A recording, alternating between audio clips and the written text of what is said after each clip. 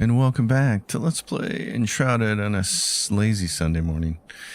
I'm your host, Colors Fade, and this is where we're at in the northeast portion of the map. We have to get up in this area to finish a couple of quests. We're getting close to the very end of the end game here. And welcome back to Let's Play Enshrouded on a lazy...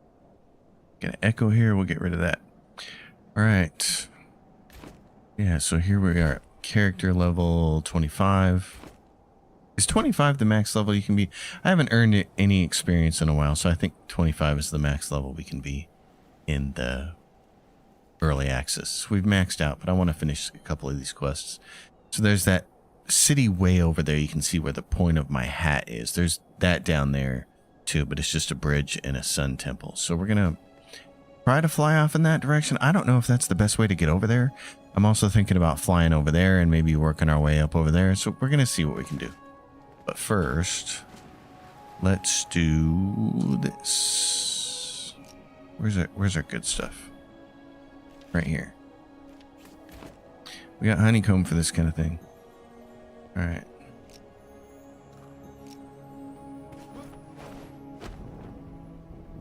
We've got the good glider now. So I think we can safely make it across that shroud there. But the question is there going to be a path upwards to that city from this direction? And I just don't know. So we'll find out. Got a bunch of new fancy weapons. Wyverns don't like us very much. That's okay. Well, get over here, buddy. You sucker.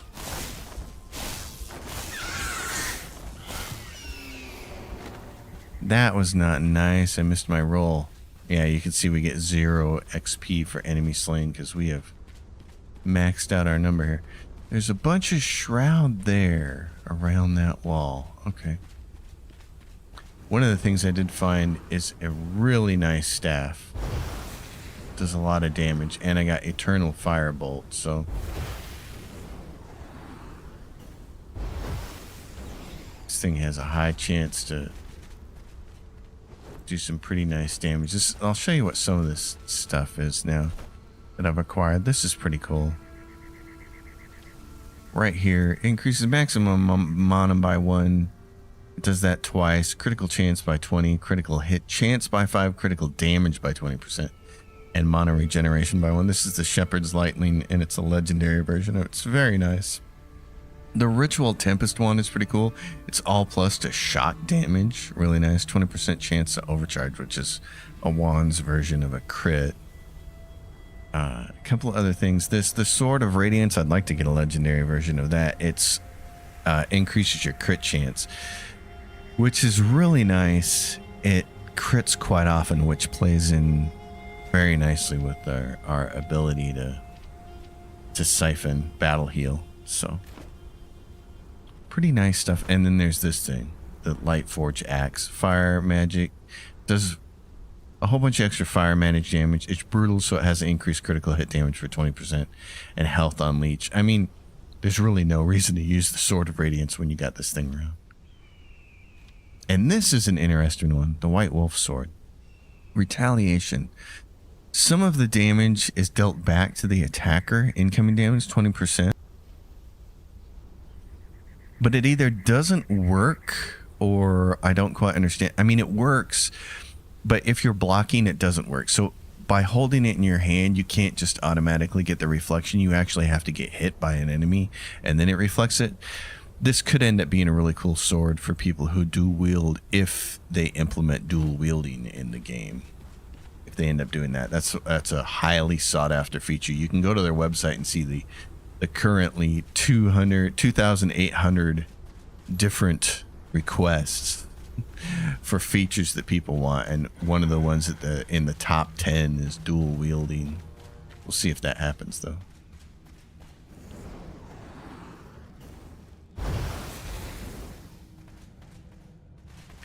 So I'm thinking this looks like it might be a passage up, maybe.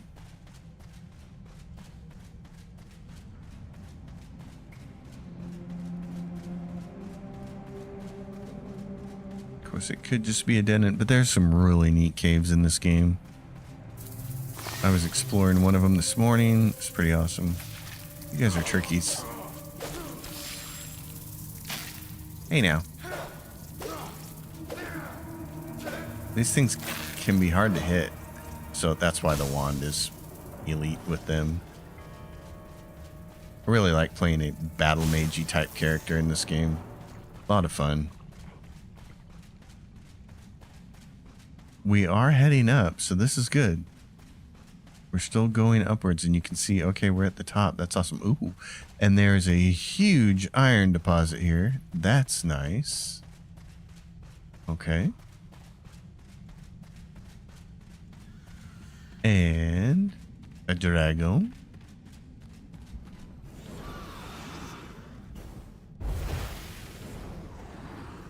We hit him.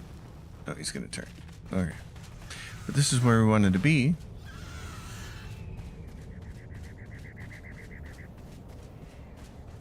So that was good.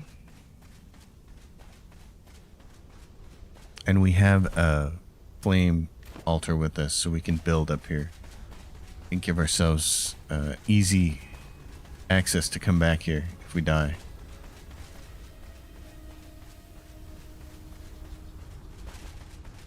So let's take a look at what's in here. East Lapis, that's where we want to be. This is where a lot of stuff is at the end. Oh, look. Oh, wow, it's quite the spread over here. Oh, and there's a bunch of these critters here, too. Okay. These guys are all going to be fighting each other. Oh, yeah, baby. This staff is elite. I like it.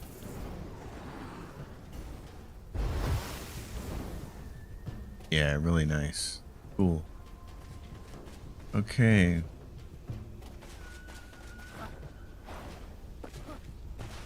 We have a couple of things to grab over here. A couple of the last quests. A loom with some fabric and... Let's see, here's what we have for quests. The loom for the hunter and the beehive smokers over here too. We have to fight a boss for it. So, with the loom, we're looking for the weaver's cottage.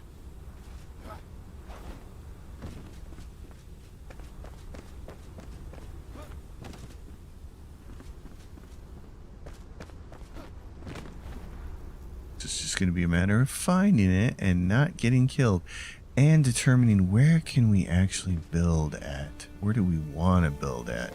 The one thing you don't want to do is build on a location where you have quest items. Because you need things to respawn. Can we... There's an entrance there. That looks like an entrance. Where's the city gate proper to this?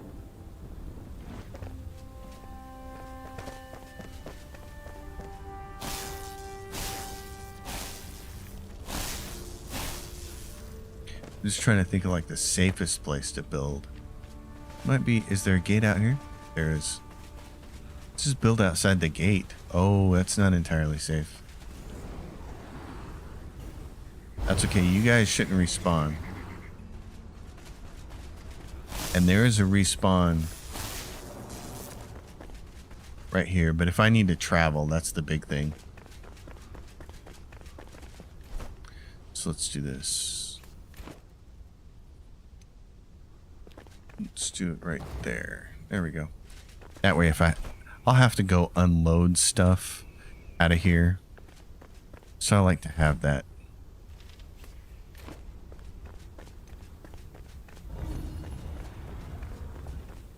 Oh, look at you.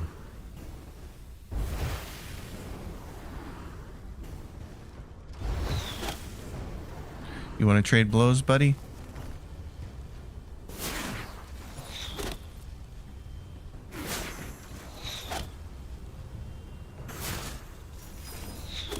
Apparently he does. Okay. We've got plenty of these. Strawberries. Oh yeah, I got a dog and a duel. What's this place? There's a basement.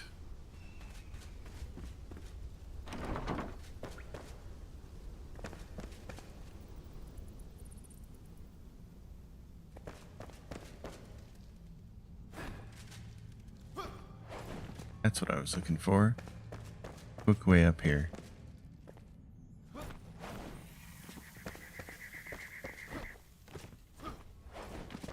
Because from up here, we should be able to nuke some of the neighborhood. There's barrels down there. Oh, there we go. He's being attacked. This is great. Okay. Oh, wrong one. Oh, that's one of those poison dual wielders. Let's kill that guy. Be done with him. Come here, punk.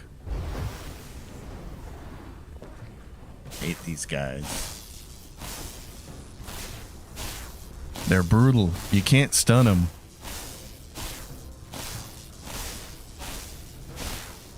So we'll finish him off. Okay, what else? We can get over there. What is this place? This looks fancy. Could this be it? The Weaver's Cottage? Find the Weaver's Cottage. It looks like a nice place. The comfort level's 30. That's snazzy. In that case, let's go down here. Oh, dead guy here.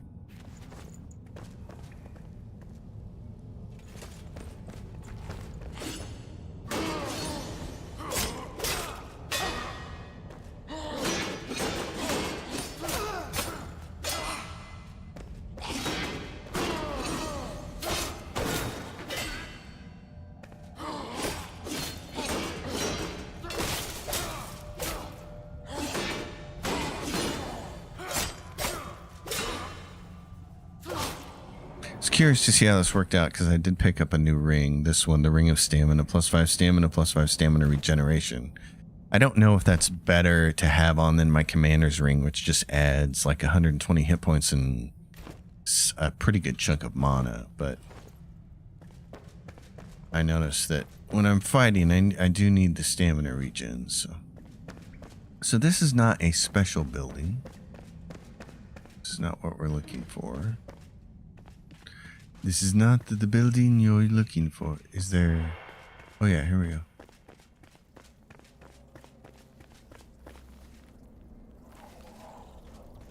Can I get up there?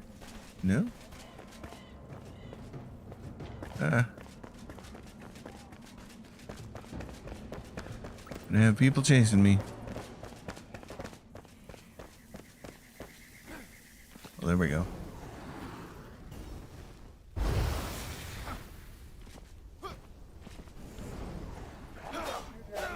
Oh no, not what I meant to do.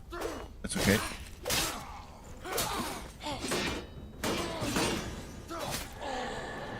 I'll do that instead.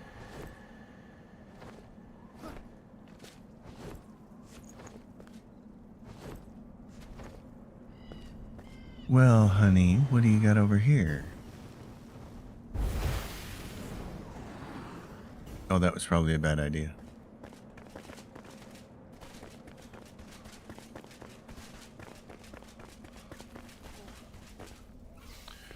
Oh, crud.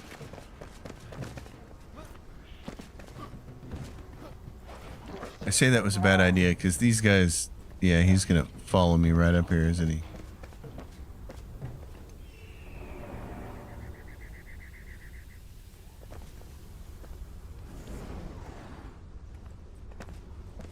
I want to get on top of that thing. It looks like a place that I should be. Let's do this. Oh, that's not what I meant to do. Rats. Oh, bummer. What's in here? Not what I want.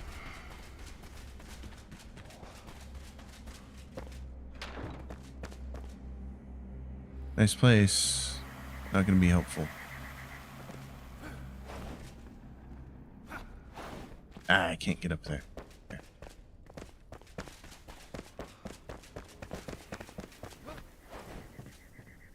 There we go.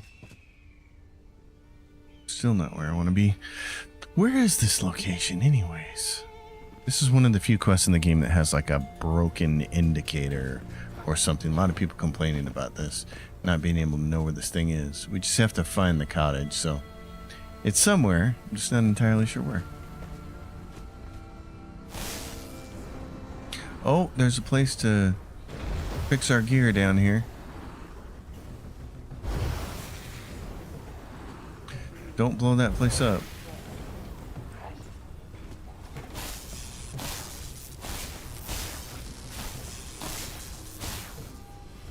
Oh, we got some backstab damage in there. Okay, listen. You're not gonna blow that up on me, buddy.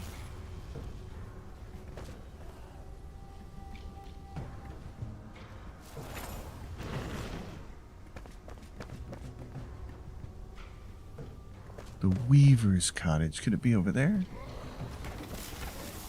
You're being a turd. Oh, look at you.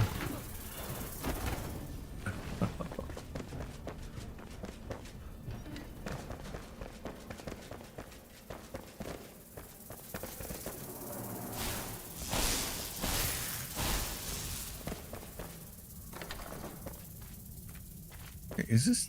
It's just a chair. Okay.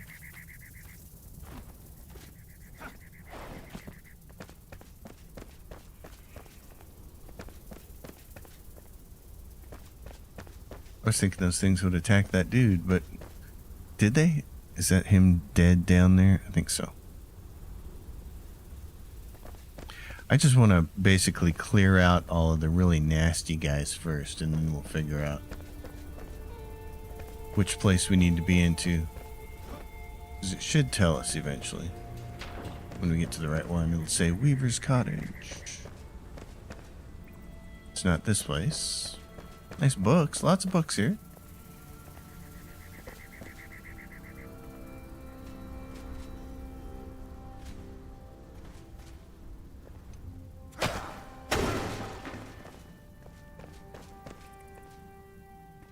Nothing too interesting. Let's keep looking. Gotta be around here somewhere.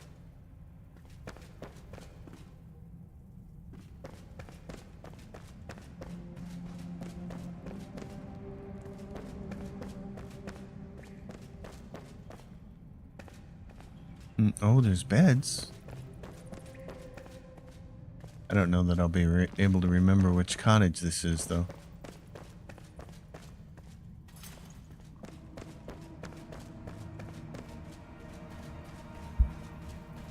Yeah, like we're not finding that in the dark, are we? Where you guys at? What are you... Where are you? I hear you flapping your wings.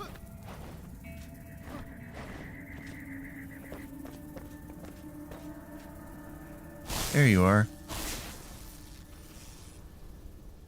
Well, I guess the way to remember it is it's close to this wall in the what? Southeastern portion of the map? Oh, those things are nasty. We gotta kill that. There we go. Those things blow up. So. This is a great city. It's really big.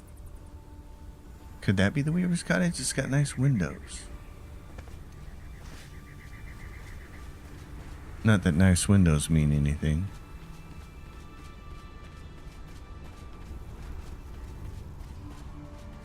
Oh, this is the place we were in earlier. Okay. Alright, so this is towards the front, towards the gate. We just need to go deeper in it. Unless, what's... Could that be it? No, that's gotta be something else. Let's see what it is, though. Oh, wow. That made a hole.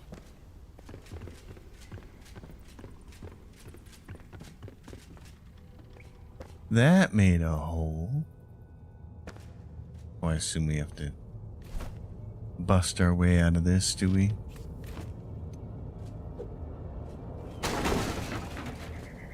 go. I love the little puzzles here. So much fun. Okay, so what do we have here? East Lapis is quickly becoming a ruined city. Famine and drought plague us. Thankfully, Uncle Dreadbane, as Sadie calls him, has taken us in for the time being. Although this blessing may be a curse in disguise, he carries that hammer everywhere he goes, hunched from the weight. I always hear him in the hallways dragging it around, huffing. It's for protection, he says. They crawl below. I hear them from the hollow core. It's downright creepy. We need hope, not horror stories. He went to fetch water from the well nearby, but it's been hours and I'm worried. I'd go and check, but I hate to admit it, but I think I hear it too. The crawl below. This is a really important piece of the game lore right here that they just revealed to us. They crawl below. I hear them from the hollow core. You know what that's implying? That the planet is hollow. Oh my gosh, we may get some kind of really cool geographic stuff when they finally release this in the full release. When it gets out of early access, imagine all the cave systems that might lead further down into the planet, and maybe just maybe getting rid of the shroud will help you. Not only are there levels to the shroud for east, west, north, south, but down in the core as well. That could be really cool.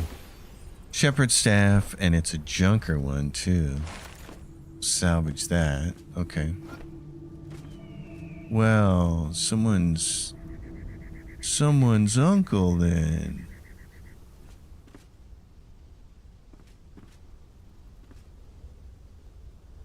There's the gate. And there's another ball over there. Oh, don't do that. Okay, so there's the ball. We lit it up. Oh, there you are. Look at you. You're coming right up here.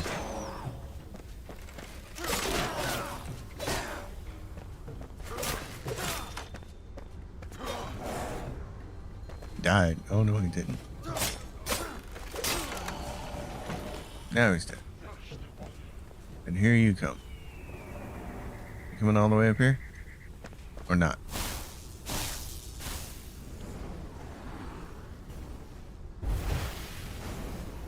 Come here, buddy.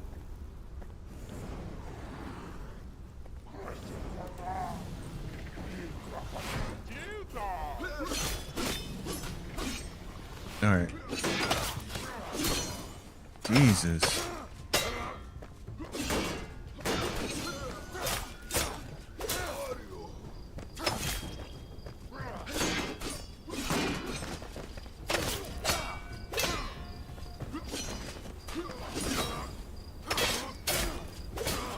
Some of my health back by critting in. Okay, so we do have nighttime now. Great. What's in here? Oh, there's a lockpick door. Well, tell me there's a bed in here. There is. I'll take it. Comfort level 24. That's not bad. And there's a chest in here. Okay.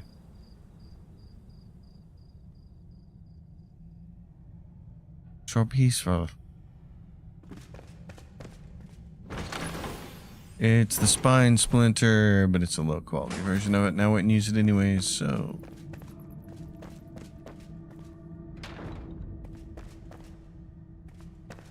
It was nice that the first place we looked at actually had beds. Okay, what's over there? What is this place? Fancy. There's a bed here. Can you sleep on that one? No, because there's a skeleton on it. Skeleton's like, I ain't sharing my bed with you. It's got a ruined one. Downstairs, what is this place? It's nice, but it ain't what we're looking for. Is it? Ooh, what's this?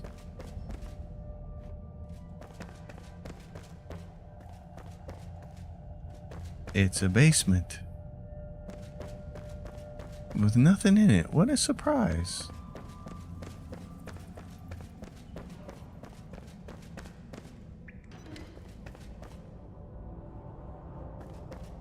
Okay.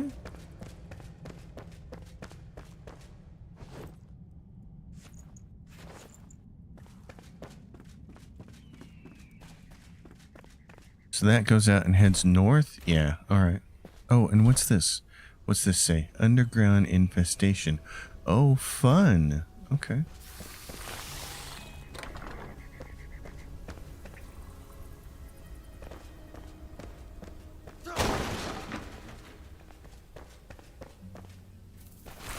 Oh no, get out of there. Get out, get out, get out.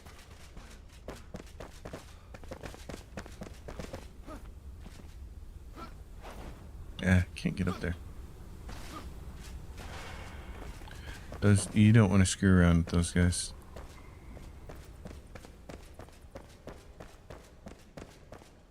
They will explode and wipe you out down to 0 really fast.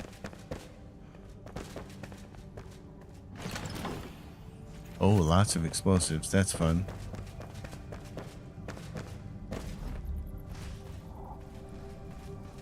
I find the explosives have a lot of value in the early game because they can very quickly create holes that things like wolves will fall into.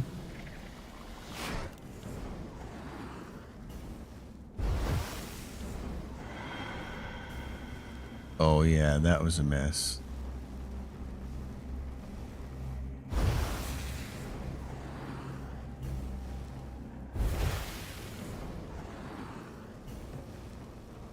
Bomb these bozos from long range. Make them pay.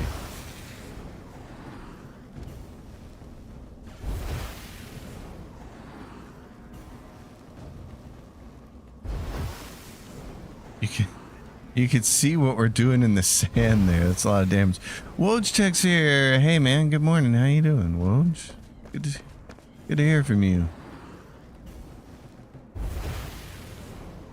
I'm just over here shooting dudes.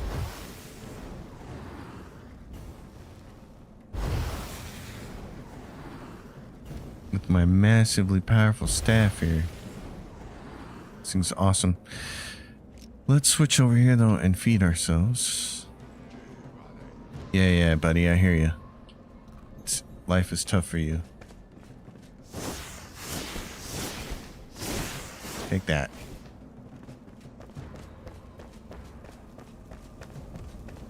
What are you up to on a Sunday morning? You gonna watch the Super Bowl today? Okay. Oh boy. That's the guy. Can you fall in this hole? Nope, not quite, can you? Alright. I just need something to jump on top of here. He's resistant to that, so let's torch him with this. Just watching my Starfield video. Love the spreadsheeting. Yeah. Man, I forgot this giant spreadsheet that I have put so many games into now. In addition to that, it's got all my stuff for writing. So like it's got all the agents that I queried with the Threads of Aora book. It's got all the agents right now that I'm gonna query with recurrence. I'm gonna start querying those people at the end of this month. Some of them anyways. And it's got all these things from video games. Like even with Enshrouded, I've got stuff on the spreadsheet for where to find certain materials.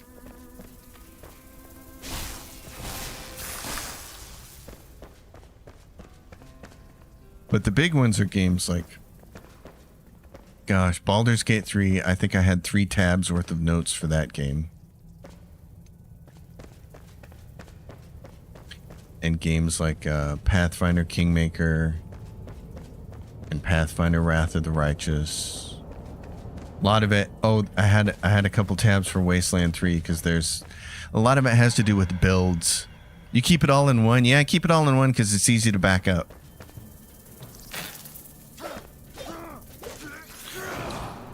Uh-oh. I just fell through a hole down to here. Oh, no. Okay, what is this? The Dreadbane. I've already got legendary versions of that. How the hell do I get out of here? Yeah, I keep it all in one spreadsheet. No, it's recipe for disaster. Nah. It's a recipe for being able to recover it really quickly is what it is. Because it's just so easy to back up one file somewhere, like to Dropbox and then Google and then other places. I'm always able to very quickly restore it. I'm one of those people that if I've got too many different documents, I'm screwed. What are you guys doing?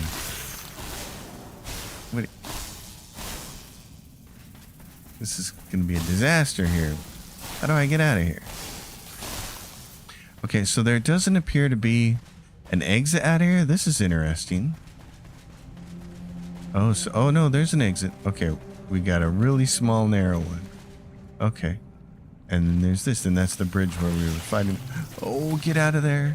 Get out of there, get out of there, get out of there. Okay. Yeah, look at you guys. I know, you want to come up here and fight me?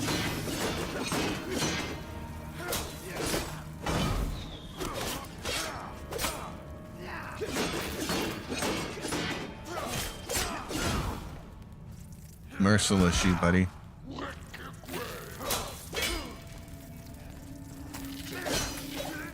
Okay, he's gone. Get that thing quickly before it runs away. That's the danger. Who's shooting at me over there? Like this. I use the tabs as a filing system. You're darn right I do. That's right. It's just, I gotta be able to organize things, you know? I gotta be able to organize things. And the big advantage is a lot of times, like with all of, it is like having different documents, but it's all in one app. So I tend to operate my computer by I like to, like on Windows, I like to have all the same kinds of apps grouped together, or not grouped together. I mean, I like to have them separated on the taskbar at the bottom. So you have to go in and set that setting up for it to do that. And I really like having one application that's like, this is for all my documentation. That makes it easier for my brain to process everything.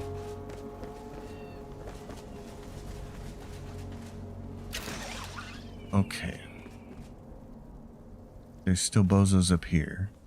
There was... I thought I saw somewhere out towards the front here. I was trying not to destroy it. There is... a place to repair my gear. Isn't there?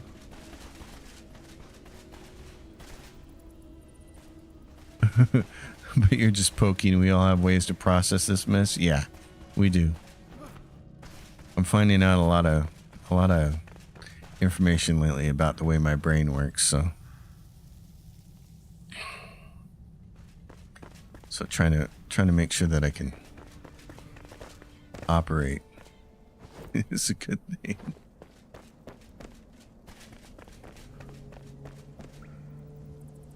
Okay, I thought I saw somewhere in here, I thought I saw a place where I could get my gear repaired. There's those standing devices with skeletons laying on them. Oh, that's not it. Darn it. Oh, right there. There it is. Right there, repair equipment. So it's by this gate. Okay, I thought it was closer to the front gate, but it's right here.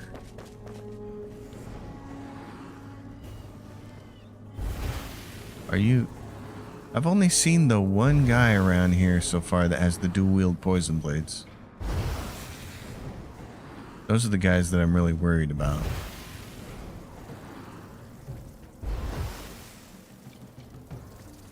What do we got? Oh, and you guys are... Oh, yeah, you're the really dangerous ones, right? Guess what, buddies? You don't get to blow up in my face. Oh, there's one right there. Look at you. I'm just going to do this. You're close enough, I think. Come closer.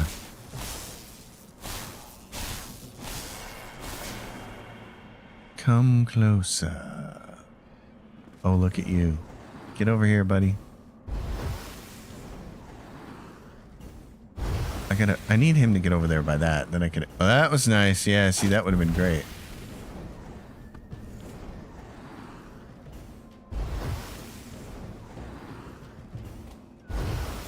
Yeah. Going back to the whole documents thing. I think everything changes the first time you lose a lot of work, right? Because you didn't save something or a backup didn't work or whatever. So that's a huge reason why I do what I do, the way I do it. I remember being an undergraduate computer science. I don't even think I was a computer science major yet. I think I was still electrical engineering. I was taking my first programming class. And of course, you code and code and code for hours and forget to save. And you lose something. And after that, you become a lifelong saver every 5 minutes. Automatically. Like, I don't even need software to remind me. I'm just doing it.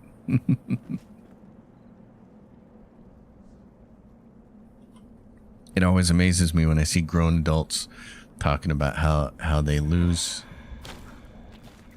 how they've lost work because they didn't save. And I'm like, you're 38 years old, 40 something years old, and you're just now realizing that you need to save every 5 minutes? What's wrong with you? That happened to me when I was young.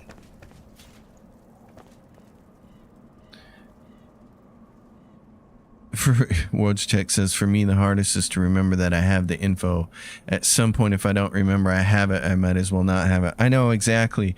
When I started working at a newspaper once, I was their first web editor. They didn't even really have a website, and they wanted me to build one for them. And there was a guy there who ran their whole IT department. And I have so many stories about him and the way they ran their IT department. But the point was, he had a document that was just a Word document. And all he had in it was reminders of where he kept information. So if you wanted to know something about the AP server, where the AP data came in from, he'd be like, okay. And he'd just go to that document and he'd do a find on the word AP, and he'd find all these little notes that he left behind. And then from there he'd go. And it was just like, are you kidding me? That's how you've got this stuff cataloged? But this was the most interesting thing to me about this place when I first got there. They hired me and they said, we want you to build a real newspaper website for us.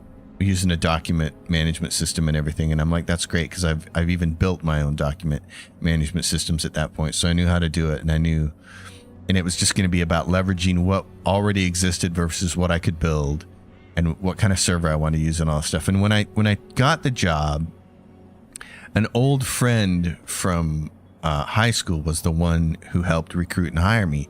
And then he left 3 days after I got there. But as he was recruiting me, I said, what's my budget for this? I mean, I expect it's not going to be a lot, but what's my budget? And he goes, you have $10,000.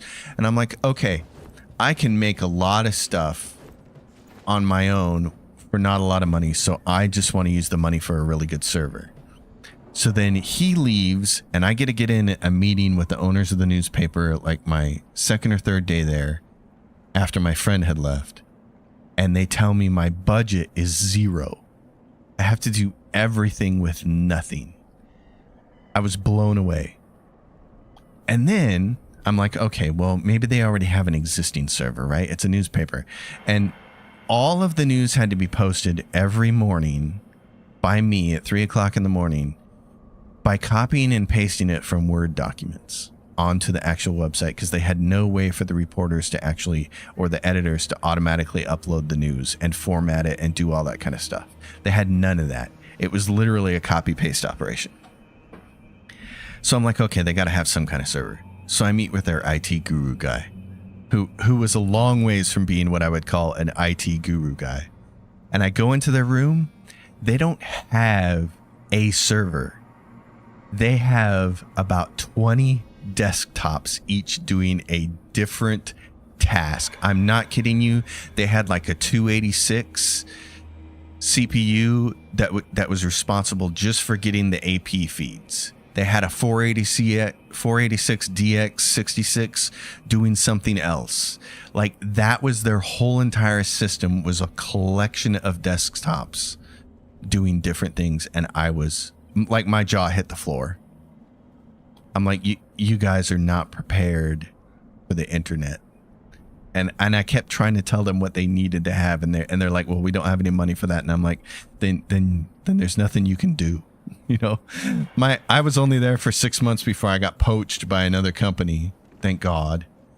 And I just told him, I'm like, you guys are gonna have to spend money somehow, because this is you can't do this. You're not gonna get anything out of this. The worst part of that whole job was the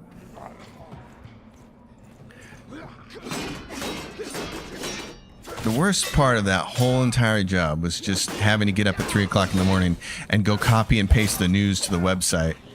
And I was like, I want a content management system so badly so that I could at least get the editors to start posting the news themselves. Because I'm like, there's no reason that you're a software developer that you are paying good money to should have to get up at 3 o'clock in the morning and copy paste the news to the website. This is dumb. The Weaver's Cottage. All right, we found it. Cool. It's in here then. Well then. So it was on the other side of the bridge. And this is what I heard. Yeah, it's down here. Okay, cool. There's the loom. We now have the loom. Excellent. Wojciech says, when people don't understand that they don't want to spend money on it, why would you spend money on voodoo? I know, it's, yeah. Yeah, it was baffling to me. And that was part of the only reason that I even took the job, is because I asked my friend, I said, what am I going to have for a budget? He's like, you got $10,000. And I'm like, listen, I know it's not a lot of money, but I can do a lot with $10,000. This is like in the year, Jesus, what year was this? This was after the dot-com bubble had burst. So this was probably around 2008, 2009, something like that. It was one of the first jobs I could get. I had been unemployed for 10 months because I had quit my first job after college. Because my first job after college sucked. It started off fine. But it also started off on a lie, which I didn't appreciate. And so then I was ended up working 80 hours a week. I had actually, again, kept an Excel spreadsheet, and I was tracking my hours that I was working. I was the only software developer this guy had. And in 3 consecutive weeks, I worked 76, 80, and 83 hours, I think. And that's when I just left him my resignation letter. I'm like, listen, I need more pay and more time off to do a job like this. And he's like, well, I can give you one or the other.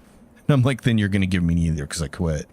And then right then the dot-com bubble burst. The housing crisis happened or whatever, and all that everything happened all at once, and there were no jobs. And I spent 10 months on unemployment, and it totally sucked.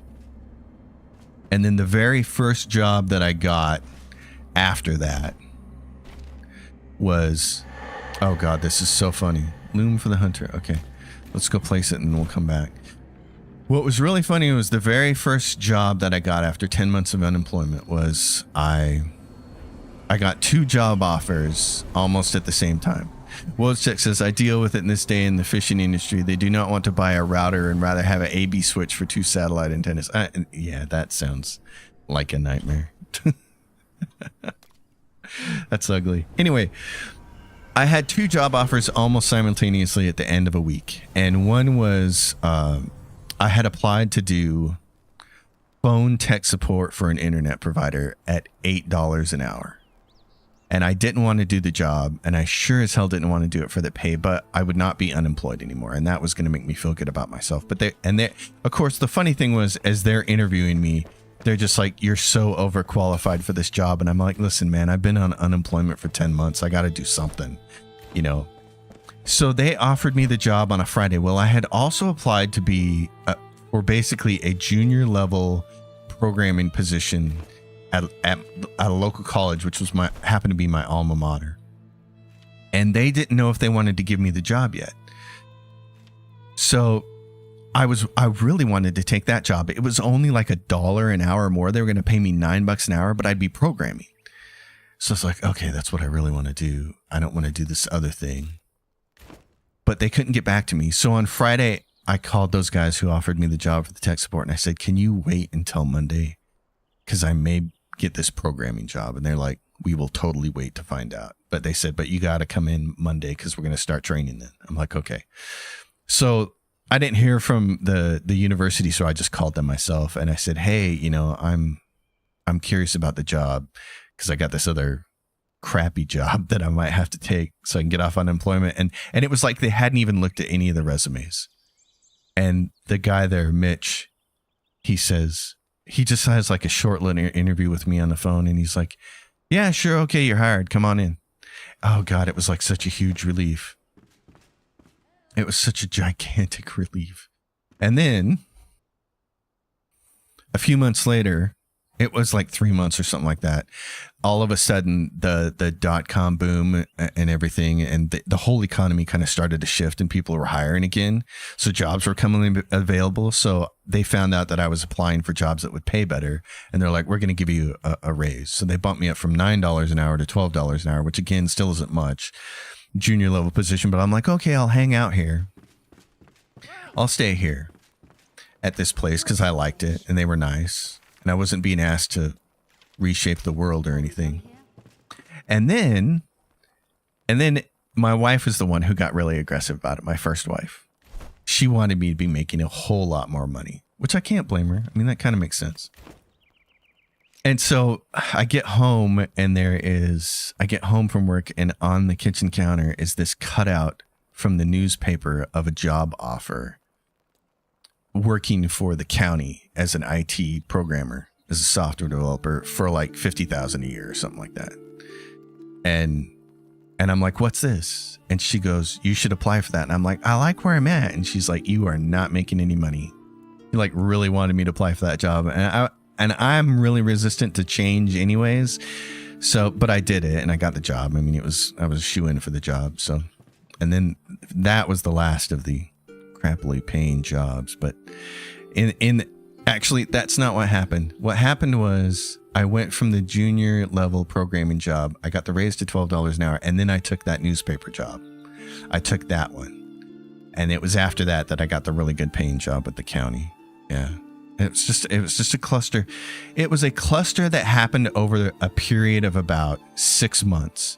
I went from $9 an hour to $12 an hour to the newspaper job and copy pasting news at 3 a.m. to a really nice paying job at the county, all in about 6 months. It was just a kind of a whirlwind. It was kind of nuts.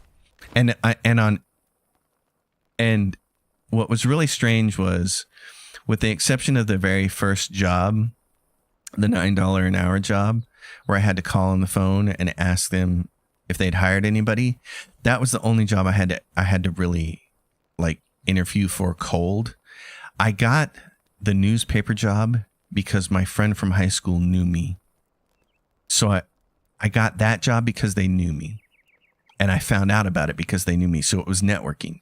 And the next job at the county, my brother-in-law was working there, and he told my wife, and she's the one who bring in the newspaper clipping.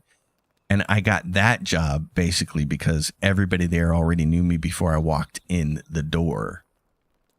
So it just really taught me about so much about it's who you know a lot of the times. I mean, holy crap, this thing's huge. Okay. I don't even have a good space for this. What the? So yeah, that was the life lesson on networking.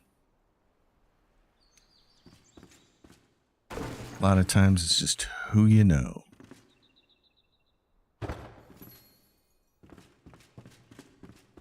This house is getting crowded.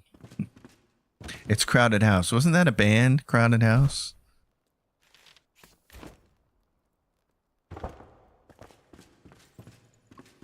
Wildstick says, who you know. Yep. Yeah, I mean, that's just funny. That's just the way it is, though. But people will hire a known quantity, you know. And you kind of can't really blame him. I mean, I've been on the hiring end of hiring people before, sitting in on interviews on a lot of different people, and there's a reason that you want to hire somebody that you know. There are reasons for that, because man, blind hiring people can be such a disaster.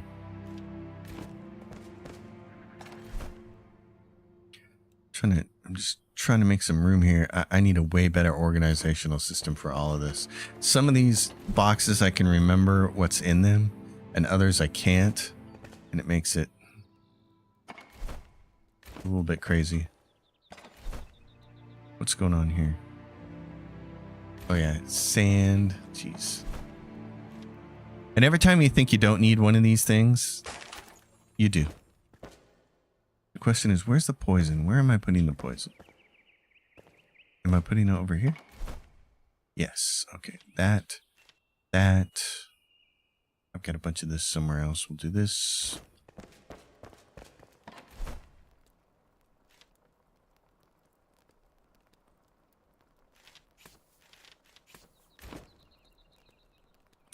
Human nature, Wojciech says, similarity means a lot. Yeah, similarity, familiarity. I mean, it's a lot of times I think it's just going with the. And Chris is online. Thanks. Hey, nice to see you, Chris.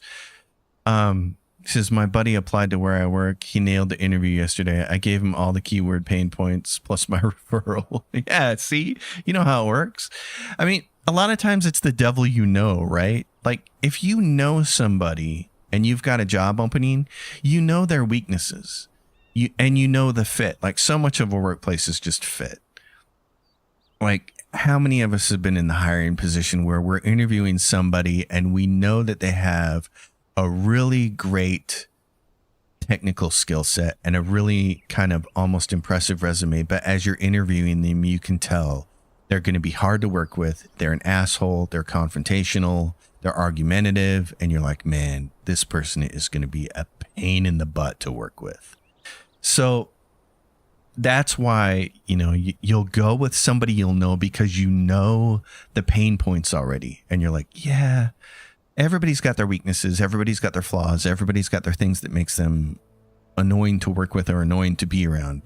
But if you know that you can deal with those, you're much more likely to hire that person than somebody who's going to come in with a completely different set of negatives. You don't know them. And as you uncover them, you're like, oh my God, I can't work with this guy. And we had that. We had that at one of the places I worked where we had a guy who was really, he was an IT guy, really technically proficient, super technically proficient, in fact. But he had two huge flaws. He was a slob, so his work area was just a disaster at all times, which made it impossible for my boss to be able to help him to go in and find things on the days he wasn't there and do things. And then the other thing was he just talked down to all of the people that he had to work with. And they're not IT people. So his customer service side was abysmal, you know, and it was like, yeah, listen, we know these people aren't smart about computers. That's why they have you. So you can't be talking down to them that way. You know, you are inadvertently insulting them and they come to us. So we ended up having to let him go. And I was like, man, that's like a life lesson right there. You got to be a person. If you're in a technical expertise position, you've got to be in a position where you don't make other people feel stupid for not knowing what you know.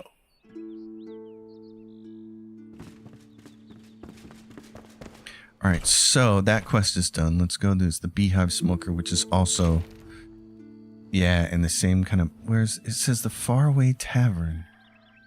No. Okay, Beehive Smoker. I'm gonna look this up. It says,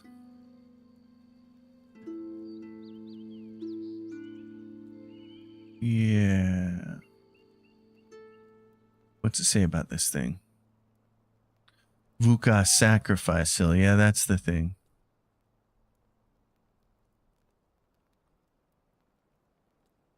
The honey shipment route is from there all the way up to there. Okay. We're going to take a look at this. But I got to smoosh it over on the side of this page here.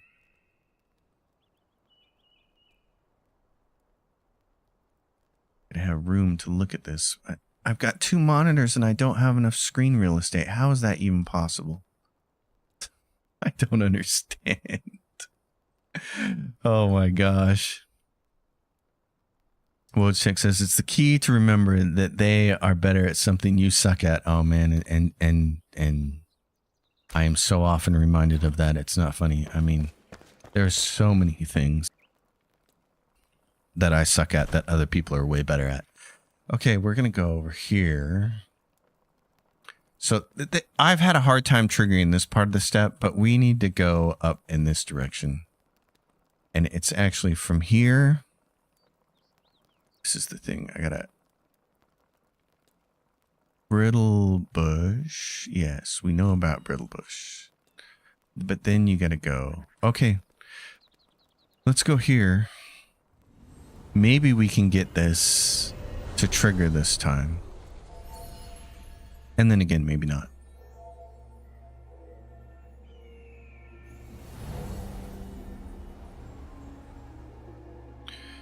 Because then we'll have to get the route to go. You're supposed to go over here and trigger this. Read a page and trigger it. And I did that, but it didn't trigger it for the quest. Whoa, dudes, I don't need you to fly. I just need you to jump up here. Okay, let's look at this direction. So that's where it is. This tavern right here. We'll set our waypoint there. So it's way over there. Okay.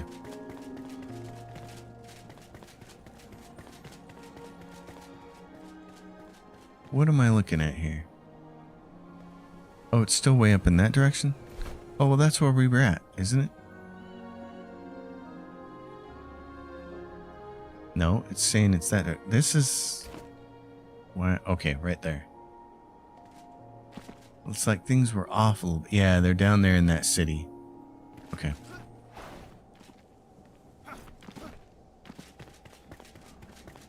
Yeah, it moved around on me, didn't it? You little punk. Okay, we have to get down to that city. And not die. Alright. Don't die. Give me a little bit of the honeycomb so we have plenty of stamina to fly that far.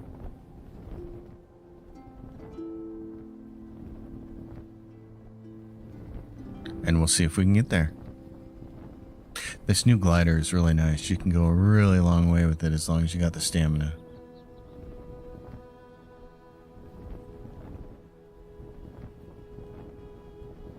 Okay, and right, you can almost see it from here.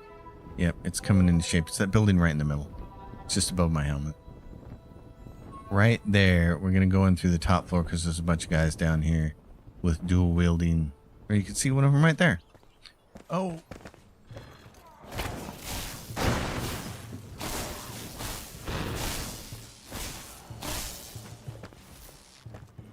Okay, he died. Good.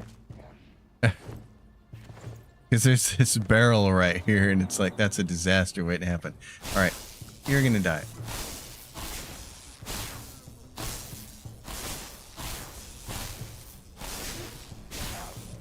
And here comes a coyote, or a wolf, I guess. Not a coyote.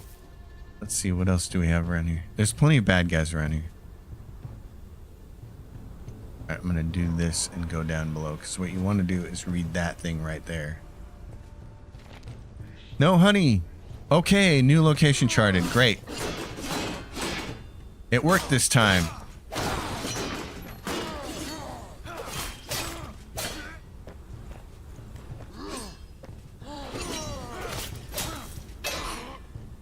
Come on, you turkey.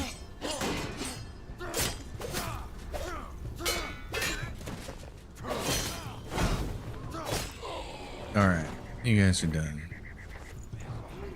Oh no! Get out! Get out!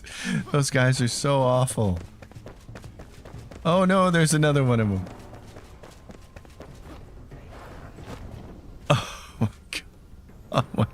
They're the worst.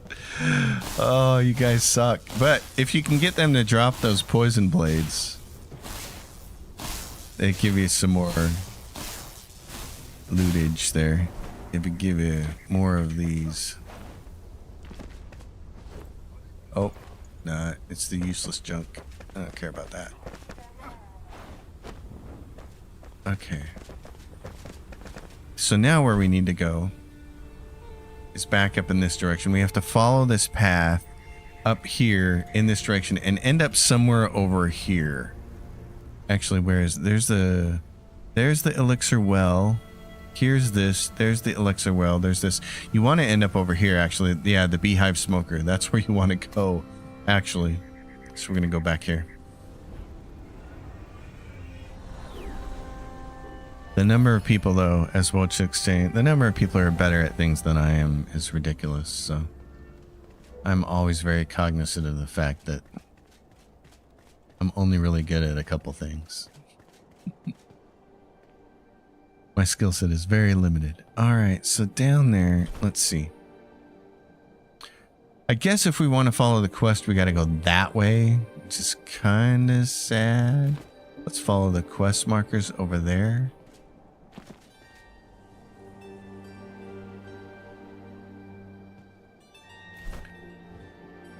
So that is where we want to go, is where that is.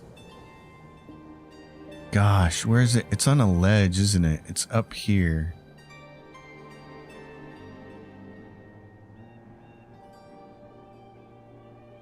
Let's go there. That might be a better location. That might work better.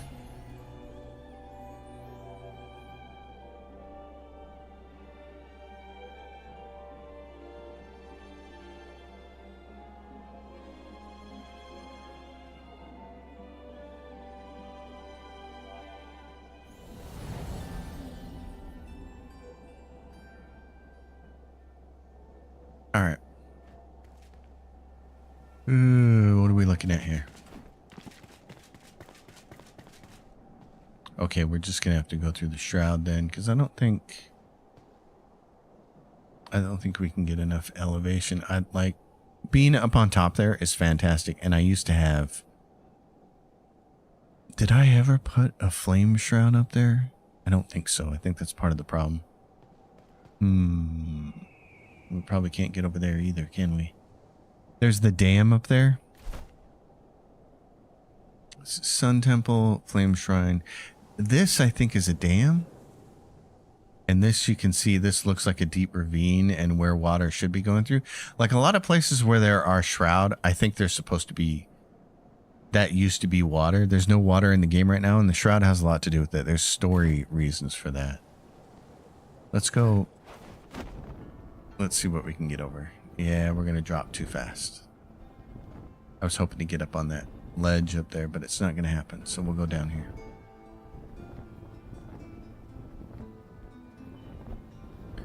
We'll just try and work our way over here then.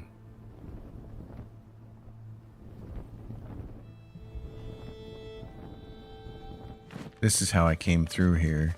To go from west to east, I went through here. This is a really cool area with all these overhangs. I mean, this parts of this game are just really gorgeously designed. I saw one of the feature requests from users on the feature page, and again, you can go look at that at any point in time. Just Google it for Enshrouded feature request or something like that. And there's like 2,800 entries right now. And one of the feature requests was procedurally generated worlds. And I was just like, please no. Didn't we all just figure out from Starfield like how poorly that can be done and the amount of effort it takes to do it well? This world has been handcrafted and it's friggin' awesome. like more of this, please. I'm really excited to see what this is going to look like when it gets out of early access. I just couldn't believe that was even a feature request, though. Okay, you, punk. Get over here.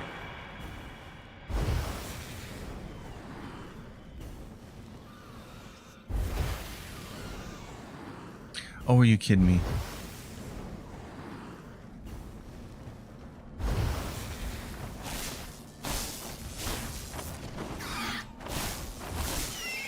Yeah, when I can time my jumps there, my dodge rolls, those guys go down pretty easy. But when you don't, man, 2 bites and you're done.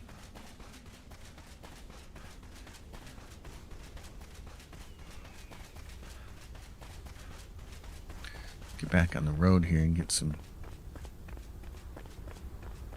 buffage. Okay, we're looking at what? Is it going to be above us then? I'm sure it is.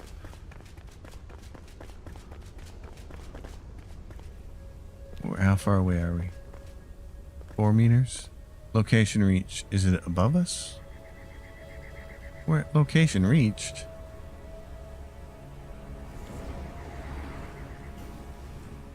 Scorpions. Rad scorpions.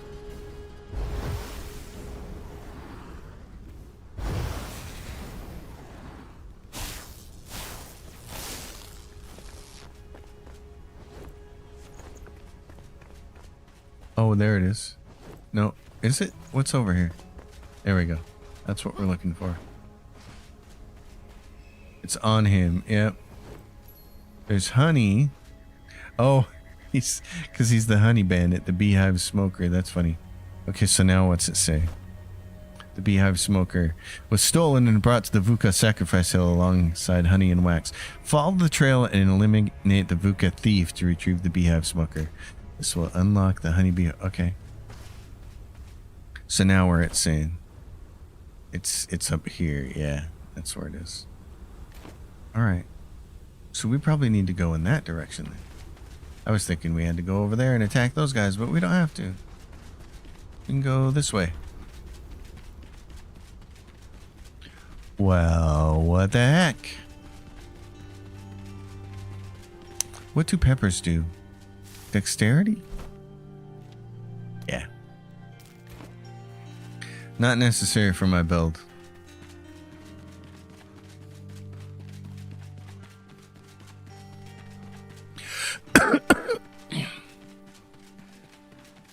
Well, that's a little... What is that? It's red. This other stuff around us is limestone, I think. But what is that?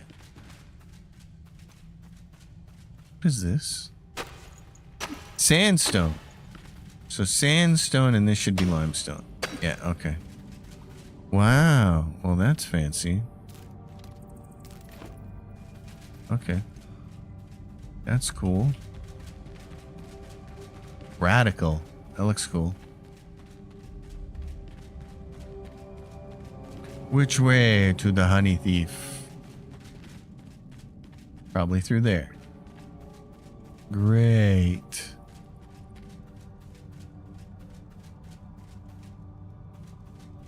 Where are you, punks? What do you got going on in here? Well, this looks fun. Yes, get me upside. Oh, no, get me up. Oh, come on now. There we go.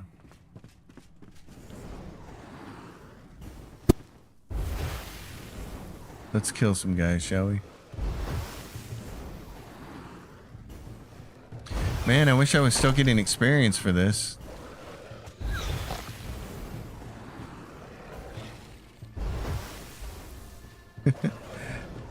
There ain't no more experience to be had here.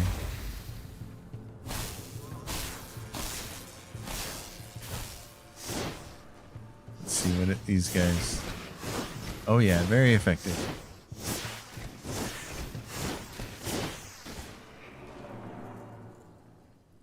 Okay. Still 200 meters away. Oh man, I'd like to get up there. How do I do that? Probably what?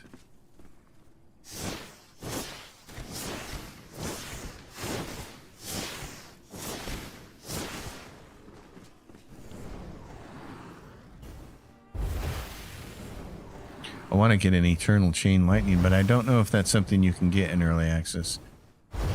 It's not available on my alchemist yet. Okay, it looks like you're gonna get from over here because there's ladder. Bark at me all you want, buddy. You gonna crawl up here? No? Okay. These guys can't crawl their own ladders. Can't climb them. Feel bad for them.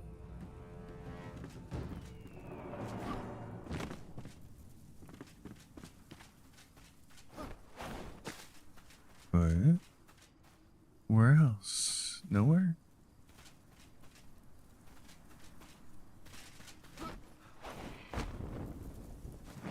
Okay. It's on this side. Further in. But we can go all the way up here, can't we? I don't know if we can get up there. Barely. Trick is getting over there. Oh no! Suck. Son of a gun. What's in here? Nobody and nothing.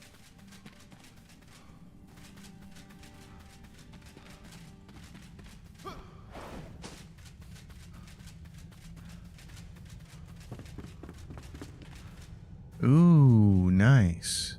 The Red Death of Lava.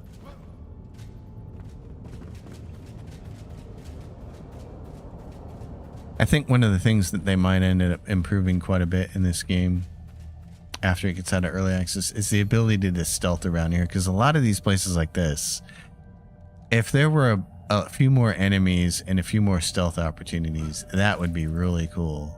Then it'd be exciting to play a backstabber. Oh, I want to get up there. I'm going to try to get up there this way.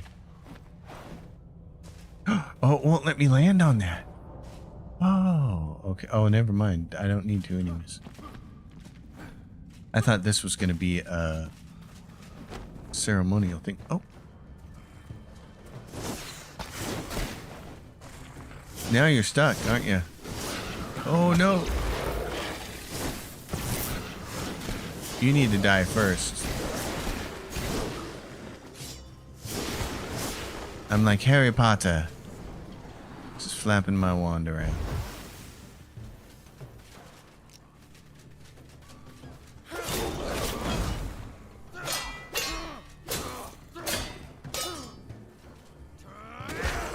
Merciless attack. I like having that second bar where you can see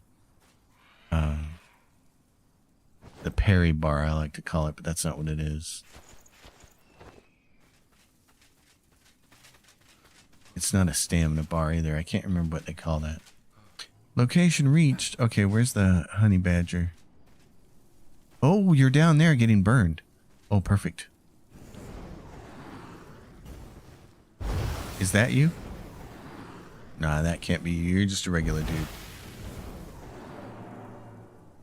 Because you just got smacked down. This is going to be a boss with a boss bar. Kaboom. Come on, buddy. Bring it on.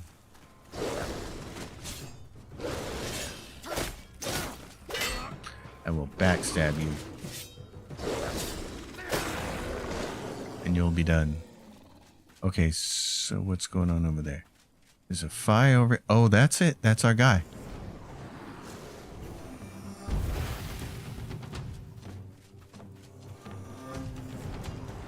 Okay, he's gonna come out here.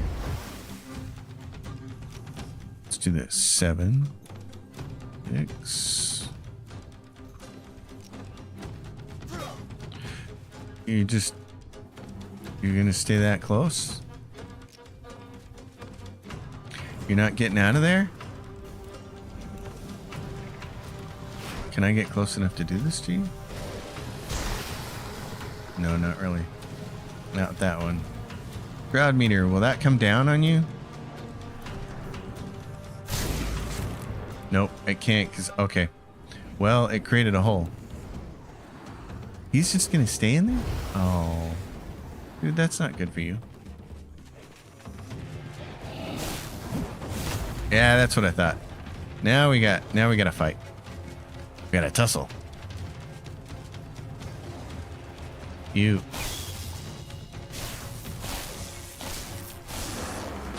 There you go. Bring it on, sister.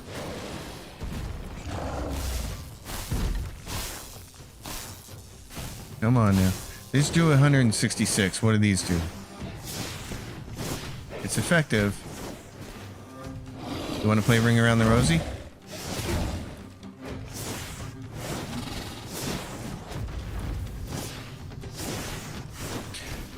He takes a little bit of time to recover from that, doesn't he? King Kong.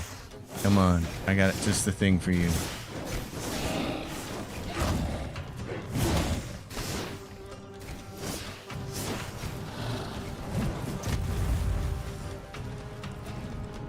How long does it take? Nail him. Oh, ineffective. That's not good. That's not good at all. Okay.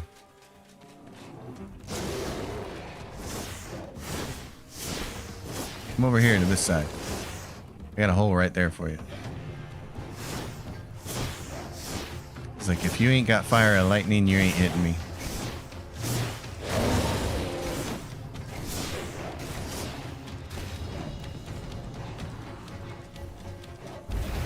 How much damage can we do with that? 659? He's a little tuckered out.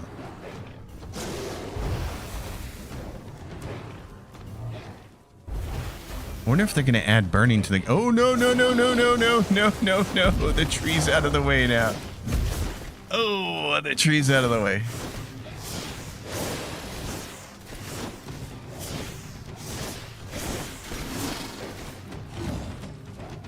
Oh, he got a swipe in there, though.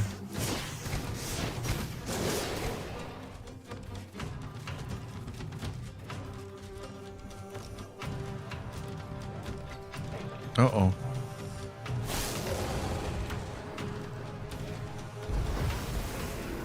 Okay. I was looking for this. It's like, where is this? I should have that ready to go before there's a fight. Okay. Dude is dead. The Buka Brawler head. And more importantly, the Beehive Smoker. There we go. The Beehive Smoker. What got plenty of room. Well, that was fun. Spellbinder gloves. 12% one-handed melee damage and 2% block. Wow, really? What are these doing? Mine do... What? These do 2% damage against melee foes. This is going to get me 12% one-handed melee damage. I'm switching, baby.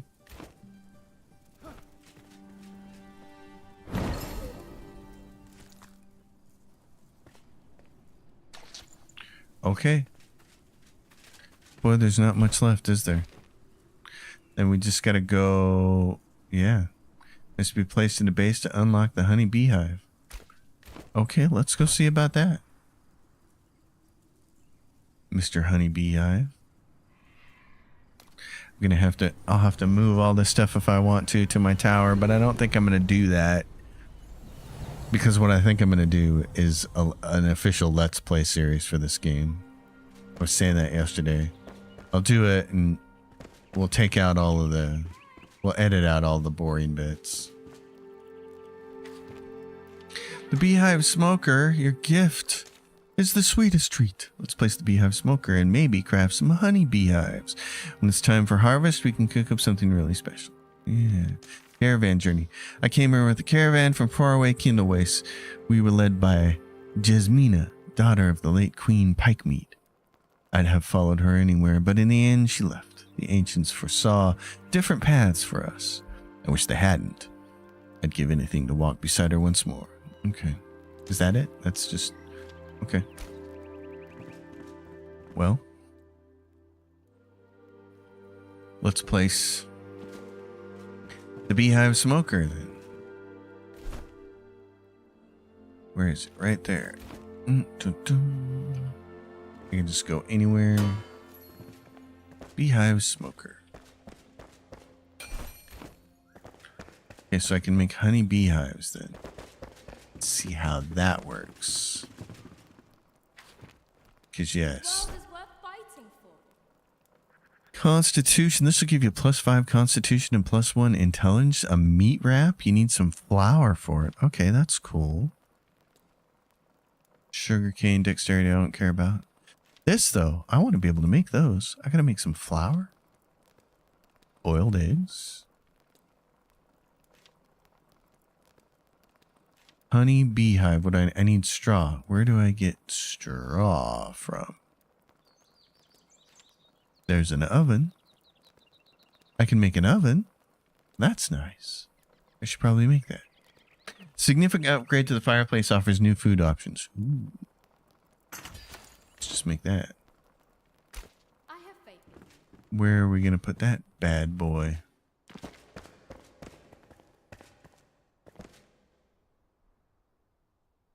Like that. What's this allow you to make? Flatbread. That's what we can make right now. Flatbread. All right. But we need to be able to make flour. Flour.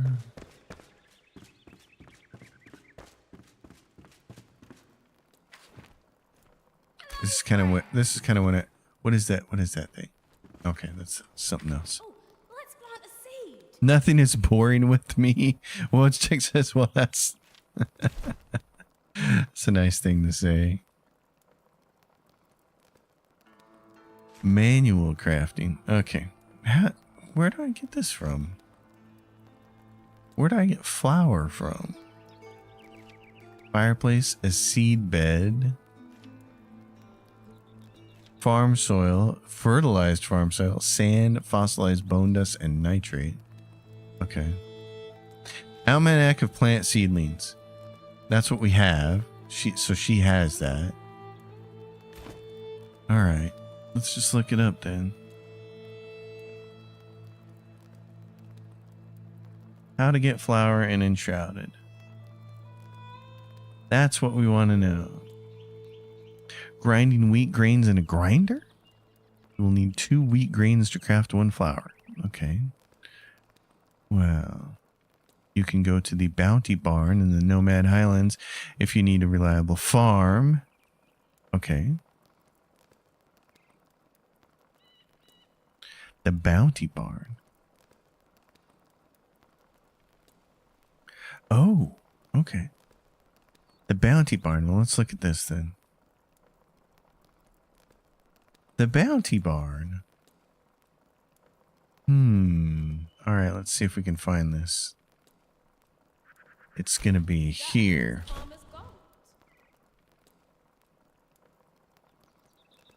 Where the heck is that place? It says the Nomad Highlands.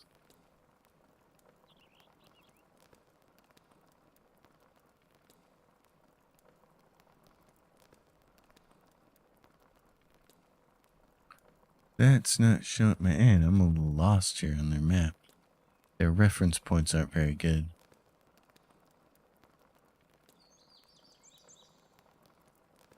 When you don't have good reference points, it's hard to tell people where to go. Like, I'm looking at a rock feature here, but I don't see that on my map. Let's go back and have them describe it. In the Nomad Highlands, all right.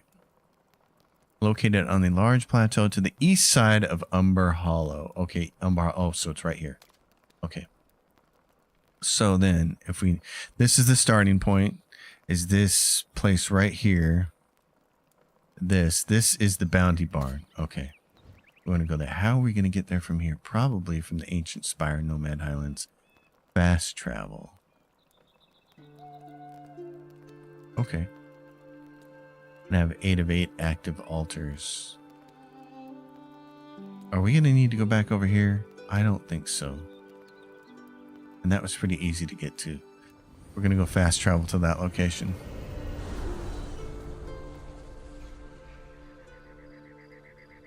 Reason being because I want to be able to pick that altar back up. So let's do this. Commune. Extinguish the flame. Take 30 seconds. It's nighttime. So let's go back here.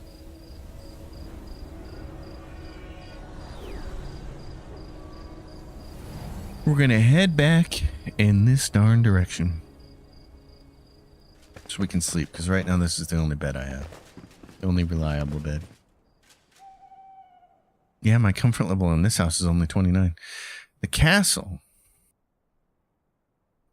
Castle is a booming place. I think it's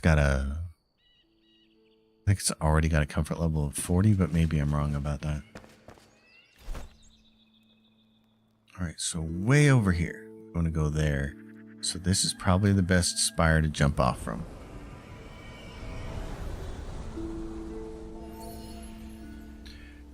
So we shall see.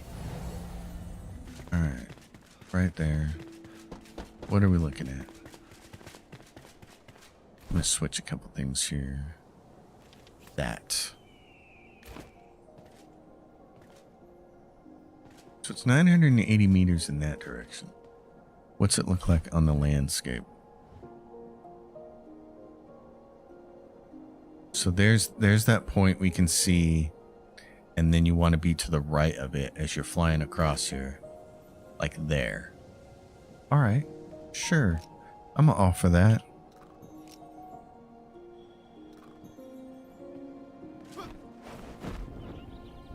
Then let's go.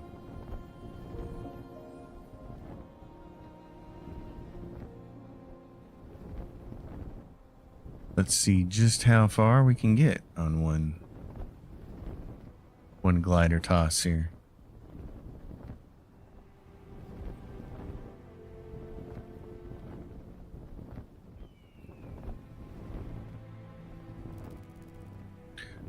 Doink. Oh yeah, baby. Got just the present for you bastards.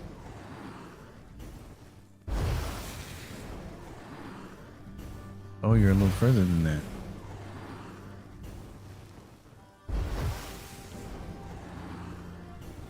Take that.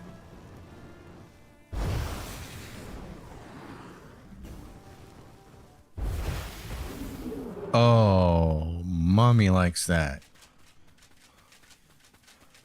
That is sweet.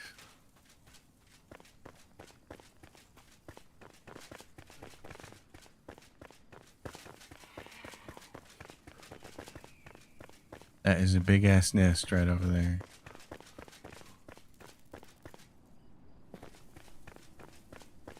The landscapes, they just did a really creative job with these landscapes. I am so thrilled with that part of this. I mean, it's a voxel-based game, and they made it awesome. Oh, I've been here before. I know where this is. Eat it, butter. Oh, don't even. Man, it takes them out in one shot. Oh my gosh. I'm really liking that. Okay, so it said... Oh, here we go.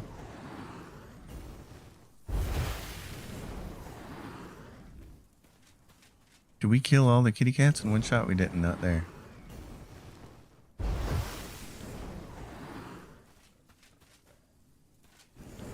You guys gonna come here? Not anymore.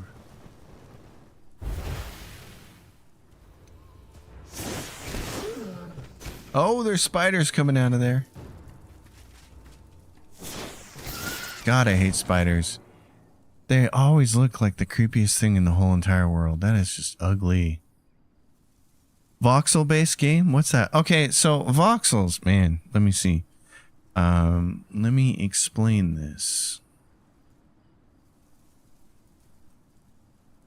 Voxels are essentially 3D pixels, is what the Wikipedia says. It's instead of being squares, they are perfect cubes.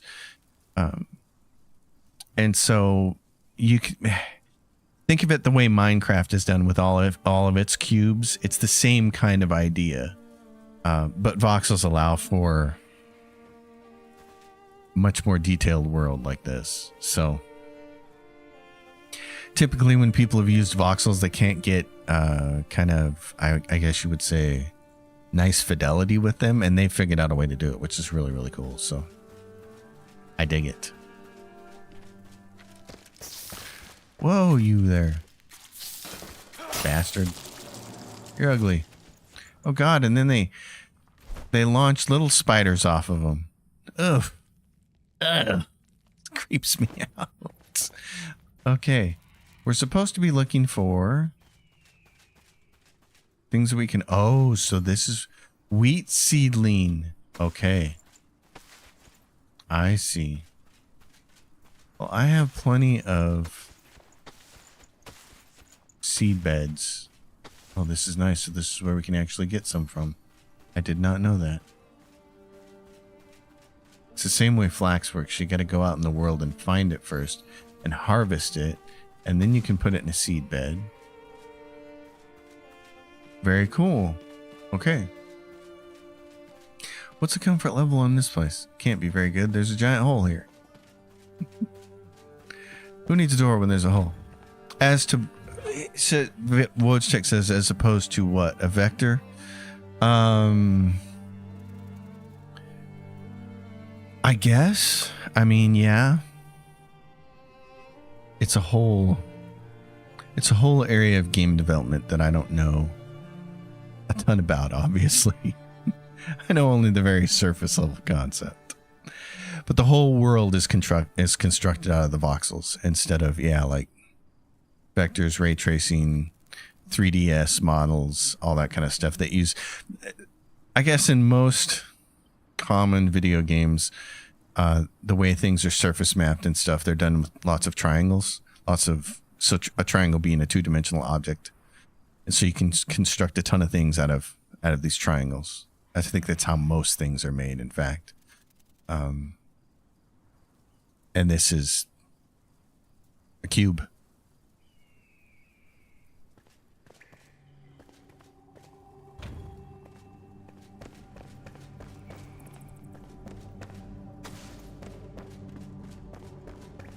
And the big advantage to it, if I could put it on display here, which I will, because we got to go back here. In any game that is not voxel based is what I'm going to call it for now, because I don't know what you would traditionally call that. But let's say it's vector based or something like that. If I build something in a traditional game, so let's say I build a surface, because this will be easy. Let's go get some surfaces to build with. This will be easy to understand once I have something to work with. Let's do something I have a lot of. Okay, like city wall blocks. Okay. So, you're in a non-voxel based game. And you want to build a surface like this. You're just going to build this square. And then you want to build another square. The system has to be set up because they're two discrete entities to join side by side like this. And that's how, and they wouldn't merge like this. They wouldn't change shape like that, right? Like, see how the outer rim of this is gone from the middle? You would have two discrete entities, you'd put them right next to each other, and that's how you would build with them. In a voxel-based system, since everything is voxels, they can do things like this. They can do that, and if you overlap them, look what happens. And that's the advantage of the voxel system, to the way that I understand it, which makes for building just to be very, very cool, because you can get a certain degree of building fidelity with it. That's really awesome. Like when I put together that tower, I mean, it was so much fun to do because you can get a level of precision that nerds like me really want. You know, like in other games where you have to do building, for instance, so take No Man's Sky, which doesn't have a voxel-based building system. You have a hard time mating things up together if they aren't built to mate together, right? So you have a problem. You have a problem getting like certain kinds of hallways to connect to certain kinds of buildings because they're not made to go that way. And same thing in Starfield, where you can do their primitive level of building, and so things won't mate up correctly. And you're like, oh, this doesn't work the way I want it to. And here you're just like, I'm just going to mash these things together. And since they're all little tiny voxels, Boom. Yeah, no weird misalignment or anything like that. So you can really construct things the way that you want to, which is just friggin' awesome, man. It's so cool. So when I started building with this system, I just got so jazzed about it. And I'm like, this is going to be my favorite Sunday afternoon relax and build game because you can do so much more with it. And then of course the cool part is like here, this is pretty primitive. I've got the most primitive kind of wood right there, which doesn't look as nice. I've got the most primitive kind of rock here, which is really big and bulky and not refined. And then you go to something like the castle, where since you've been adventuring and doing the quest, you get to unlock the bigger and more impressive, not bigger, but the more impressive building pieces. Actually, this is the wrong place. Where am I at? I got to go up here to the castle. So what's really cool is as you unlock more building construction pieces, you can build nicer looking things.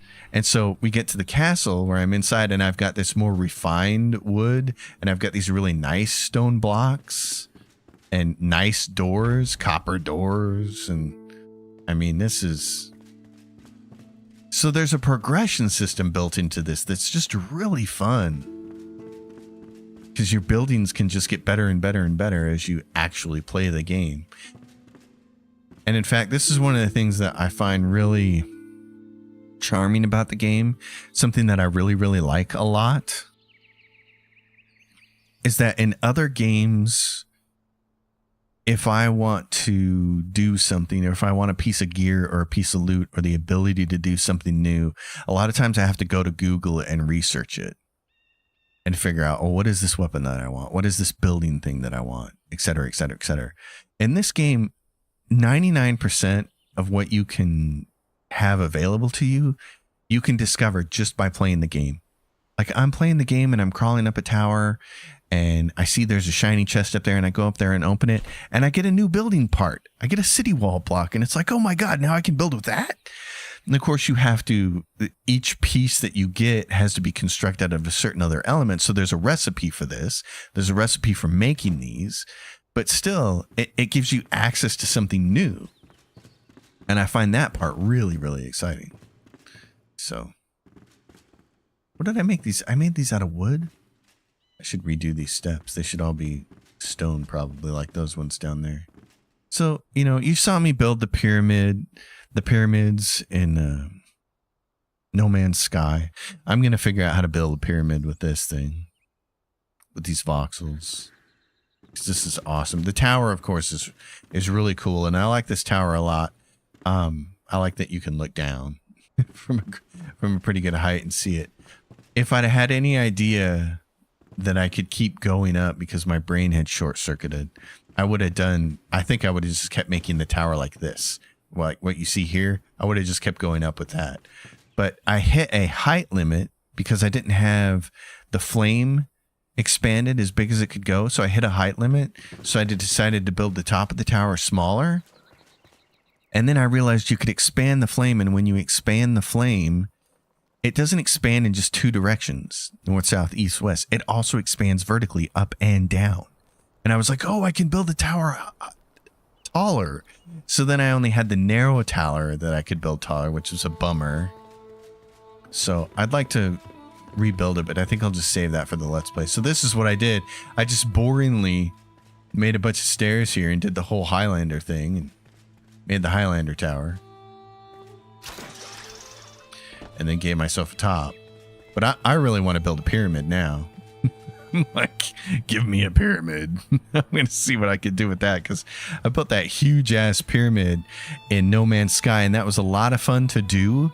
But there's a build limit in No Man's Sky because those pieces are discrete, because they're not made out of voxels. So they have a build limit, and I hit the build limit with my first big pyramid. So I got the exterior of the pyramid built, and I got a lot of the interior with the stairs and things built the way I wanted to, but I couldn't decorate it at all because I hit the build limit. And I was like, oh, that's so disappointing. So I'm looking forward to being able to just build with this. Watch out not to go too high. My anger the god. Yeah. Well, that's the thing. What was cool was when I got up tall enough, you could actually see what the build limit was, which was pretty radical. Like here, let's do this. I feel like I got to be really close to it. So I don't know. We're going to find out. Oh.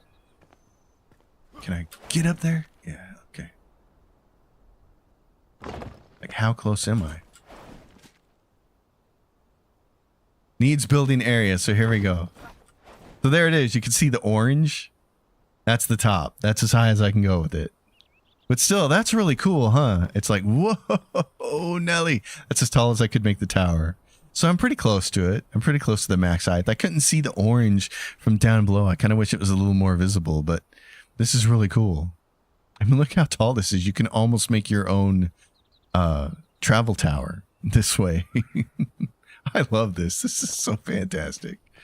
God, this is awesome. Okay, let's do this. Get rid of these pieces. This helps make it a little... Yeah, let's do that. That makes it a little easier to see what's going on here. So, yeah, the tower. It's awesome. I love it. It's fantastic. It was a lot of fun to put up together. So I want to make one in the Let's Play series. I want to make one, and I want to make a pyramid too. Like the tower, you can see that's the level down below where it's 1 cube wider all the way around, and that's almost too big. But this is way too small. Like, you couldn't really make it a decent tower if it was this big. So it has to be that other size.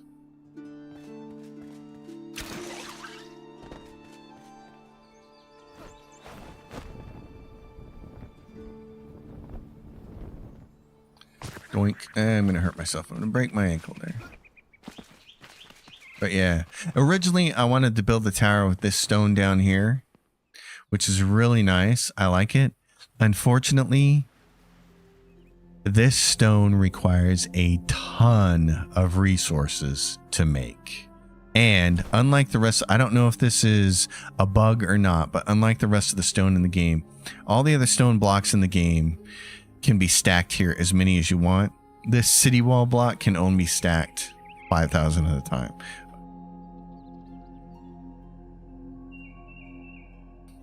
And actually, I don't think it's this block. It's the city wall block can be stacked 5,000 at a time. This right here below my feet is, I think, called the castle wall block. And we can see that if we do...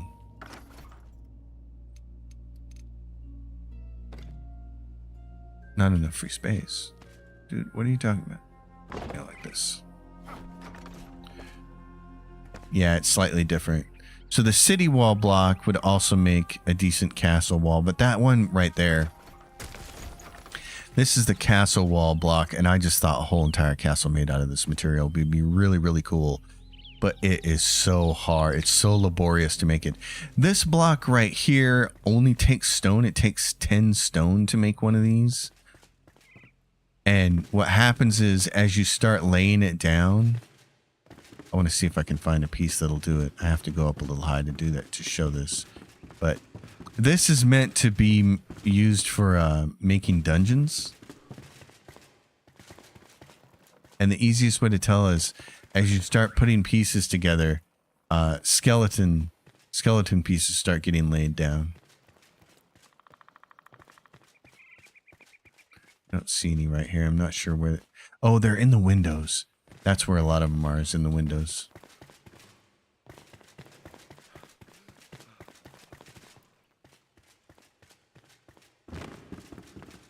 Oh, they're not here today, though. Okay. Anyway, as you're laying various pieces down, skeleton ribs and things like that will show up. Like here, if I do... Oh, well, I have the wrong pieces, too. I can't build with them right now, but... It's pretty funky.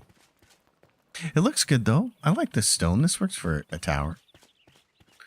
And it's not as laborious to make, so.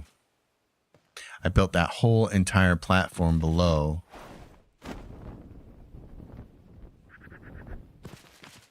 This thing. I built all of this.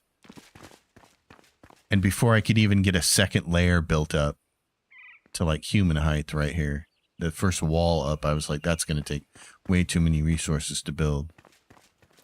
I mean, somebody's going to do it, but it ain't going to be me.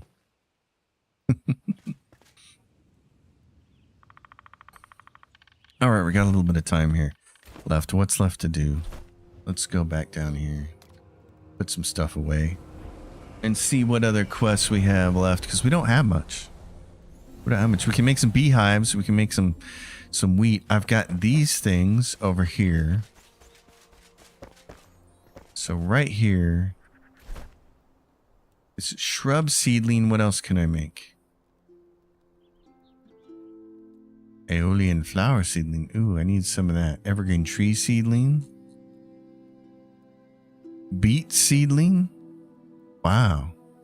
Red mushroom seedlings. Tomato seedlings. Wheat seedlings. Okay, I need water, wheat grains, and fossilized bone dust. Ugh. Okay. Well, where is my wheat? Seedlings that I picked. Right, that straw. I have straw. I don't have wheat grains. I have straw. What? What? Oh no. I have straw. What am I supposed to do with this? Oh, brother. So wheat seedlings. I need wheat grains. Where'd I get wheat grains from? Corn seedlings from a corn cob. Oh, bummer. Wheat grains. Okay.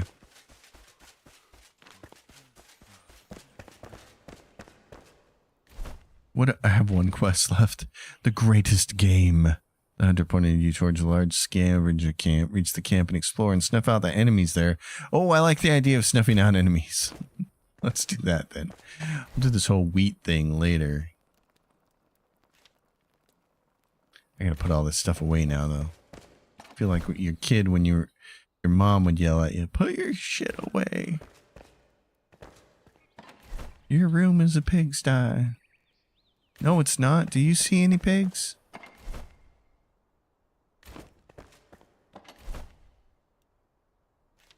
Okay, so I have wheat grains here. So I have some wheat grains. Okay. Yeah, I wish there was a way to just automatically move stuff and not necessarily in the storage chest, like a master storage chest that would filter it to the right one automatically for me. That would be great. Oh, that would be so much fun. Okay, let's do this. Where am I putting all my leather? I feel like there's a place that I should have to put it. It's not there.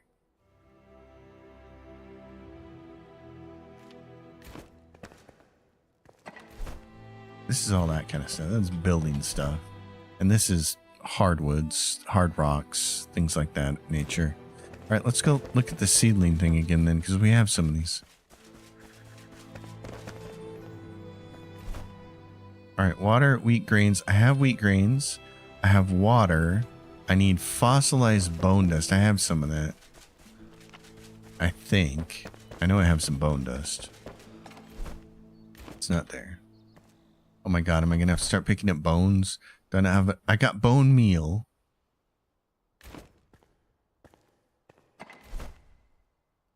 What is it? Salt, glow dust, bug dust. I got every kind of dust except for the dust that I want. Oh. Okay, what's over here?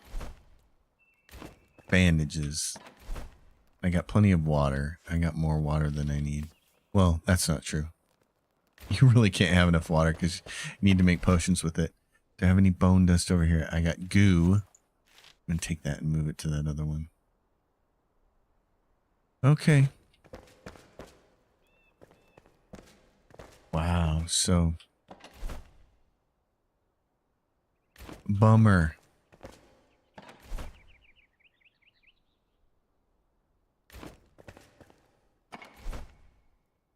All right, this is what I wanted to do, is move goo to here like that. Fossilized bone dust. Well, let's see. I've got plenty of bone meal. How do I make fossilized bone dust? Do I make it with this thing? Find out. Browse recipes. Okay, not there. What about you? He's got Eternal Light Burst, Acid Bite, Fireball, Eternal Heal. Okay, still don't have. I just thought I might have unlocked Eternal Chain Lightning because I really want to use that. Goo, Glow, Bug, Shroud. Mortar. It's still magic, even if you know how it's done. It's still magic. Browse recipes. Can I do fossilized bone dust here? I can. I need fossilized bone. Oh! Okay, I have some of that. I know where to get that from, too. It is not stone. It's not limestone. Fossilized bone. Okay. I know where to get a bunch of that from. Fossilized bone dust. Right there. Okay. 31 queued, and it's going to take 10 minutes. Okay. We know where to get some more of that. We do. Let's see. You can get some from right there. I think I have better location. Right there. A much better location. Okay, so what you want is west. Go west, young man. Go west, right there. Okay. You're going to be a turkey about this. We're just going to go down this way.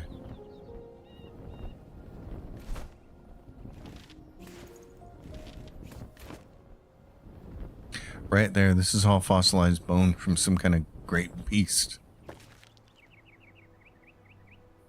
So, I'm going to dig for a little bit.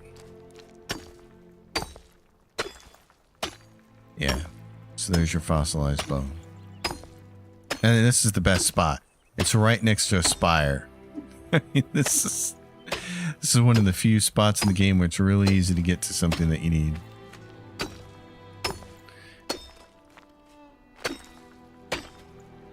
There's a bunch of fatties down there that want to get killed, though. All right.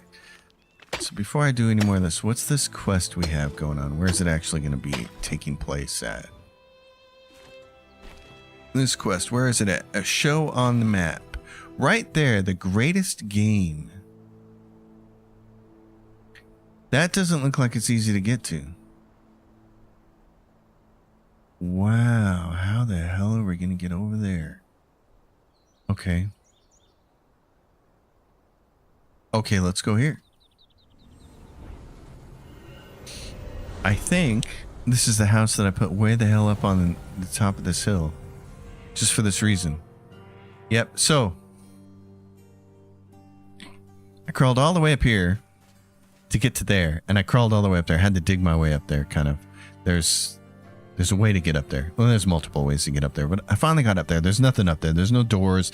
There's no interior to that thing. I think that those spots like that could end up being something that become interesting after early access when they release the full version of the game. But anyway, I did that, and then I placed this right here because you can see we're way above that spire even. And there's a couple of bozos up there.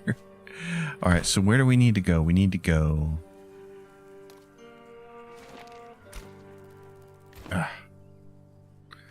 I'm messing this up. Let's see. Show on map. It's right there. I want to do set as waypoint. So we need to go southeast. Southeast, that direction. Oh boy. Okay, and we don't have much of this map down here uncovered, do we? That's going to be a shroud flower.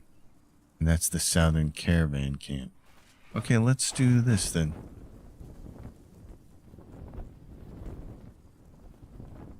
Let's just go unlock part of this map here. It's going to get dark.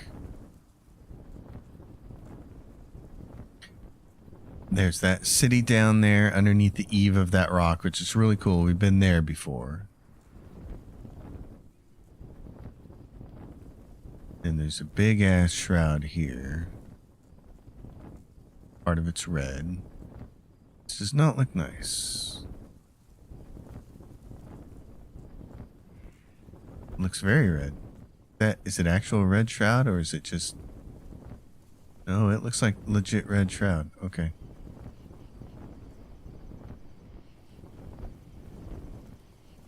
This looks interesting. Oh, it's very glowy tonight. Yeah, this is the green glowy stuff, isn't it? It's still 853. There's obviously a huge shroud here. That is a lot of shroud.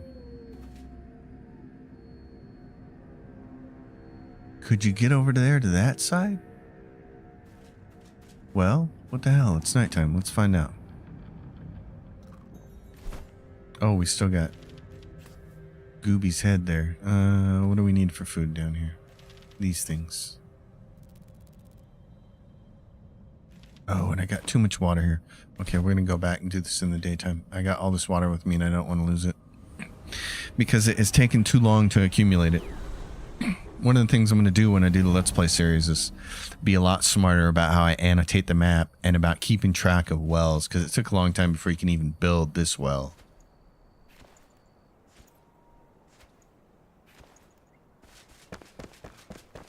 And there are villages that have wells with them, and I've only since then recovered one of them. And it was like, holy cow, that took a long time. Do I have... I don't have any of that in there. I'm going to put some leather in there.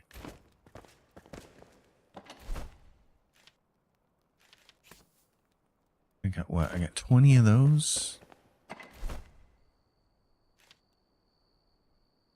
That works.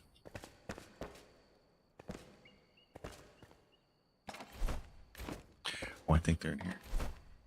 Yep, poison. Get rid of those in there. And the straw. What am I gonna... Where should I put the straw?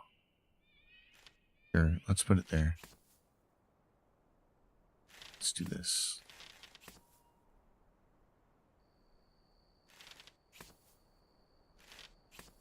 It'll show you the first three items, so that's helpful.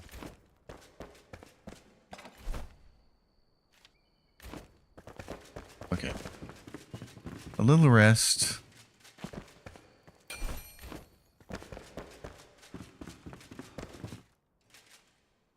And then we'll go see what we can do about getting across that shroud.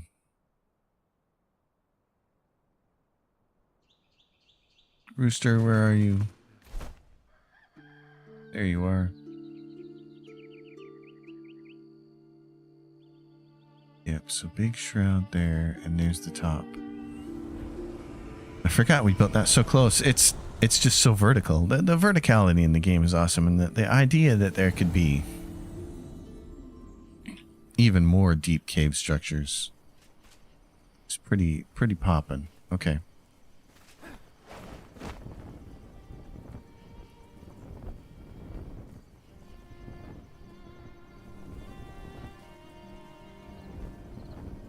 Yeah, it's beyond that part of the shroud, but it's over there on that rock somewhere. I just don't want to end up in the red shroud that's going to eat me in 2 seconds. That would be bad.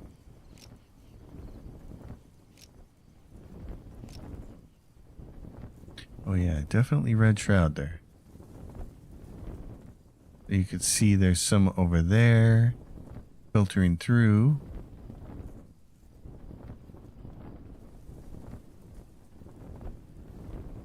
I don't even know if I can upgrade my shroud. I mean my flame anymore. Oh, I almost missed it. Okay. I really want to be on the other side. Actually, I just want to be up there.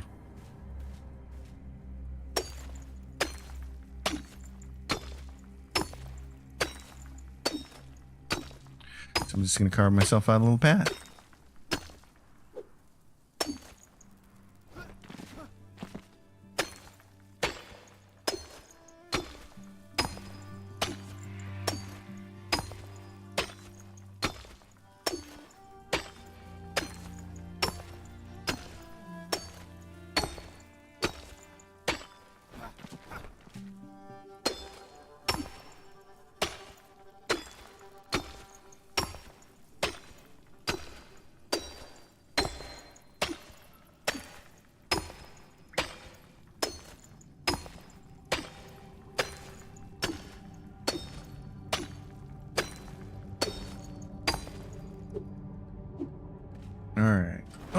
you dummy.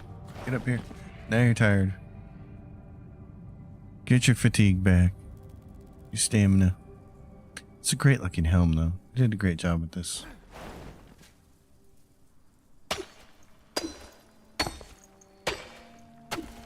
There we go. Get this up there.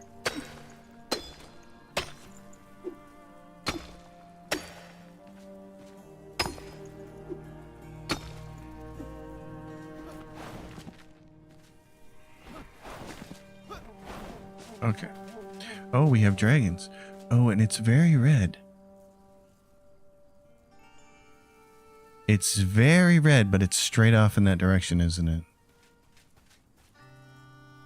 Is there a way to get up there? Is there a cave down below?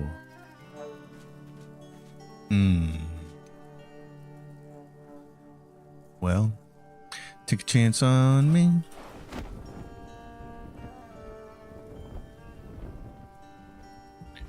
Okay. We could climb our way up there. I don't know that there's any other way to get up there. Or through there. 600 meters away. It's not that far.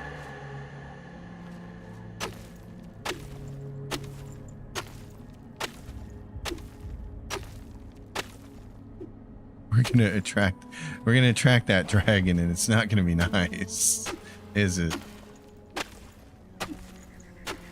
Thing you always have to be cautious about, the thing that I'm always thinking about when I start trying to get up the side of a mountain this way, is that I only have 2 pickaxes with me, so they gotta last.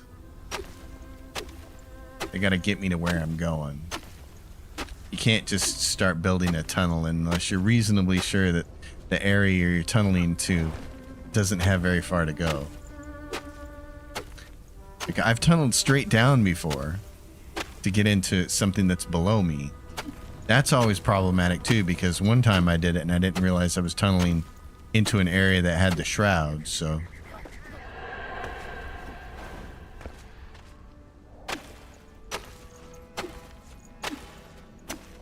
Because you can't fast travel. There we go. Okay. If you're going to come down at me. Is that what you're doing? Yep, you're coming down after me. Nope, you're not. Okay, perfect. Leave me alone. Great, so we're up here. We made it. What is that thing? Can you harvest that? You can. What is that? Saffron. Still life, more and carpet. You can make paintings with that. Oh, wow. Cool. Uh-oh. You gonna come over here, buddy?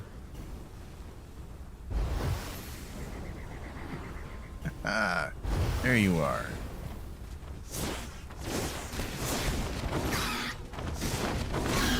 Dang it! Dang it! Oh, darn it! Both of them sucked. Oh, that stinks. Son of a gun. Okay. Darn it.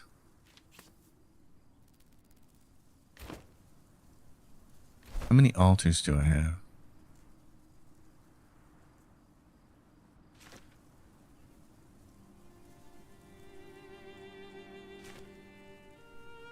Got some skills I can use. Journal, world. I have 7 or 8 altars. Okay, then here's what we're gonna do. I get over there. I'm gonna build an altar so I can not have to climb that wall again.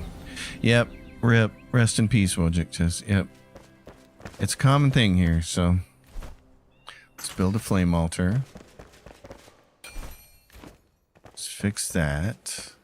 Let's give ourselves rested status.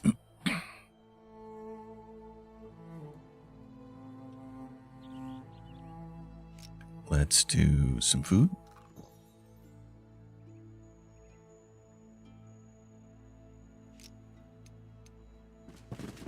Okay. Now, back to here.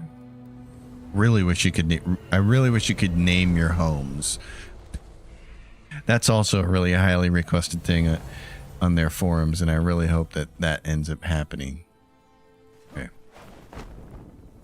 Let's get over there, and when we've crossed this part of the shroud and climb up that wall again, which we shouldn't have to carve out, then we'll place that flame so we don't have to make this trip again.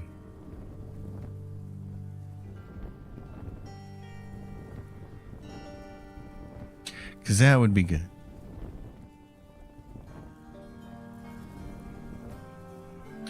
Flutterbug, fluttering alone. I almost feel like I could make that. I can almost make that. I can almost make that ledge from here. God, almost. Maybe we can go right to it. We can. Oh gosh, that's awesome. Okay. Cool. We're right here. Wow, we made the whole thing. Okay. That's awesome. Let's do this then. Actually, we don't need to, since we know we can make that now. We don't need to do that. So let's just go try to get a thing back.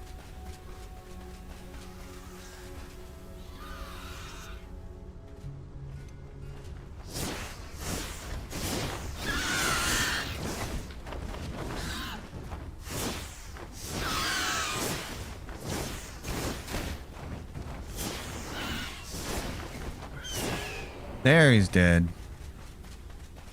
Alright, where's my thing? Right here. What did we lose? Bunch of stuff. Lockpicks? Yeah, give me my lockpicks back.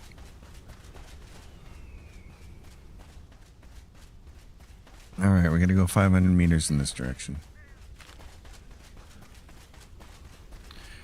And we're supposed to go here just to lay waste to a bunch of enemies, so we'll build our flame a lot closer. Look, that's red. I need to see if I can upgrade my flame, my main flame. What it would cost to upgrade it. Oh, there's a bunch of saffron over here. Fun.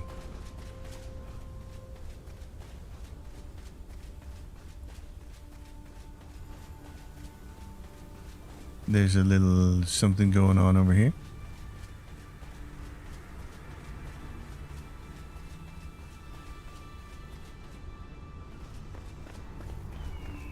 Roadside pit stop. There's the bus stop. That's what that is. It's the bus stop.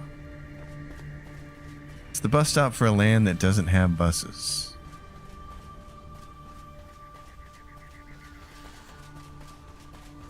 There's a road over here.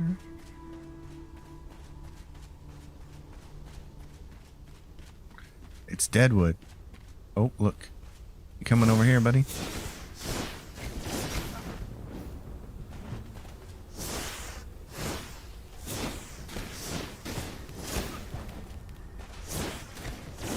I'm an acrobat.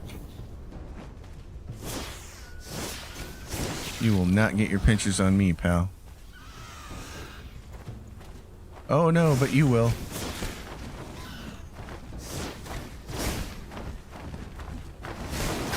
Dang it. Get out of here. This is not good. Doink.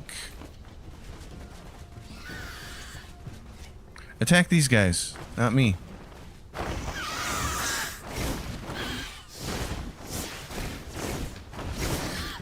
Dang it. Oh no, I'm so screwed. I don't have any strength, stamina.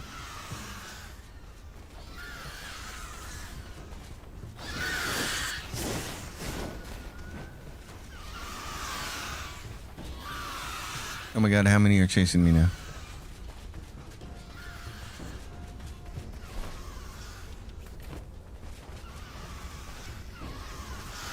You guys are too many. Get out of there. Make him get stuck on the trees.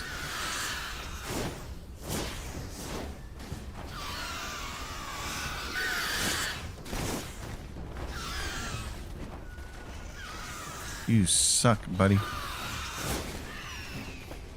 Okay, he dies.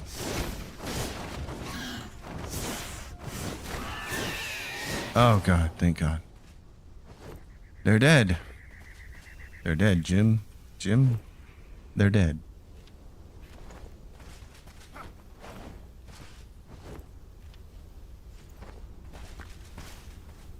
What do we have here? What is this place? Roadside pit stop? We've seen this layout before. Oh, hey, what is this? Dried fur.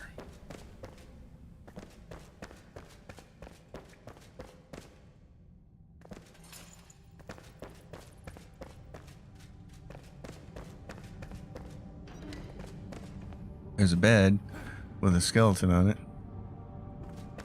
Can I make you go away? Yes, and then I can sleep on it? Oh, nice. Oh, that's great.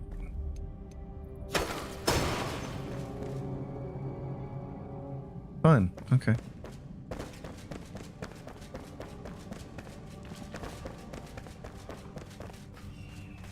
So not much here. Just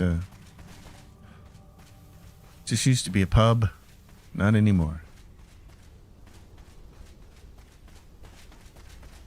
All right, what's over here? Red shroud? No shroud? 75. Oh, so over there? That doesn't look like...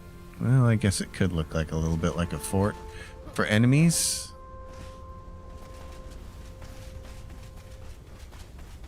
Oh, yeah, there we go. It just had to pop in there. Okay. Cool. We're coming at you. Let's see. What's our level? Strengthen the flame. 8. Altar active. Shroud level passage 5 to 6. We need sulfur, which we have. Saffron, which we started accumulating. Sparks, which we have a bunch of, but you need 40 of them. Iron ore, which we have. Lapis lazuli, which we have some of that. I don't have yucca fruit, and I do have the fell sickle side head. Okay, so we're on our way to being able to strengthen that. Okay. Well, in that case, while we're here, let's get some more sulfur. Man, I tell you, all the experience that I've not been able to get since maxing out experience, I would be level 30 right about now. This won't regenerate because we got a flame next to it, but I don't care. I just want to grab it while I'm here. There are some really good places that I've seen to grab this, and I have a couple of flames near them, so I'm not worried about finding more, but might as well work on upgrading the flame one last time.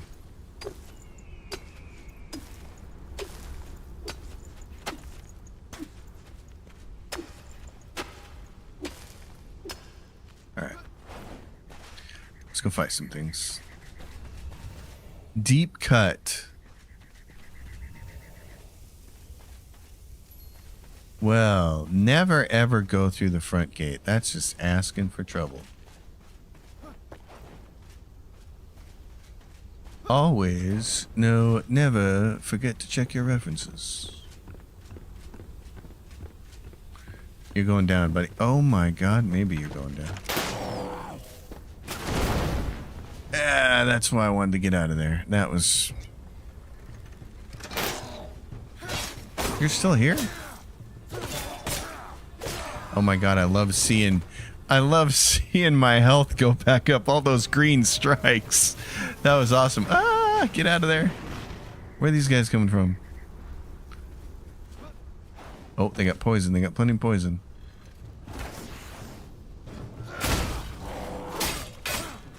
Oh my God, there are green strikes all over the place.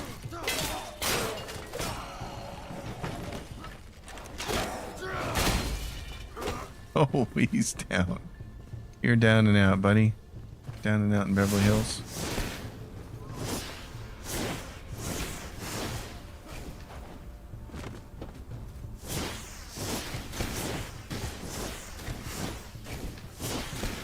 What are you doing? Quit wandering around.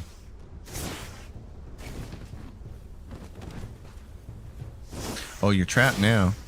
You got yourself trapped. That's your own fault.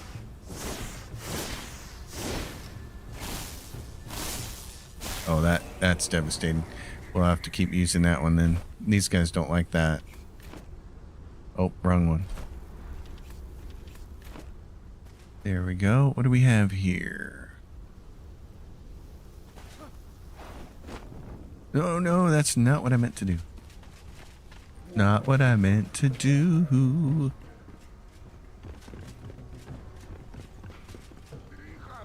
Yeah, that's why I didn't mean to do that. Uh-oh. Who's doing that garbage?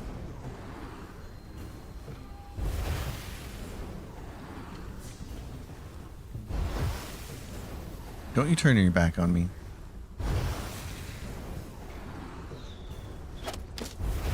Oh, you think you're gonna do that, eh? Okay, let's do this.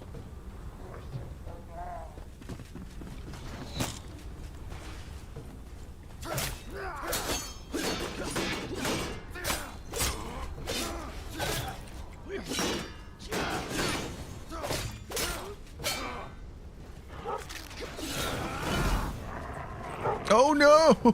No, no, no, no, no.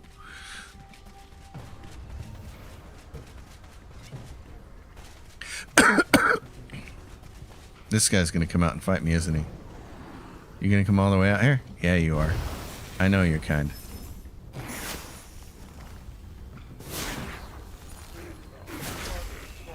Yeah, you're dead. Let's go get the rest of them.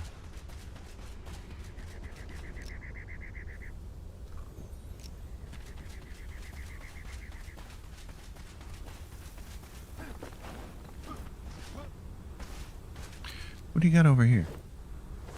Metal scraps? I'll take them.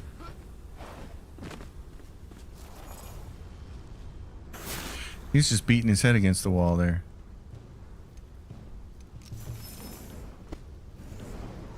Hey, you like that, buddy? I got another present for you. You know what I'm gonna do? We'll try this out on you.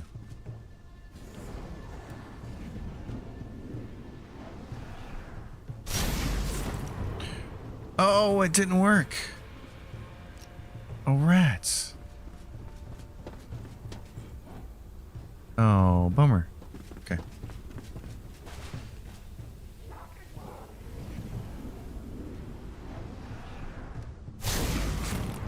Oh, it's hitting that right there? That's lame. Son of a gun. No, don't do that.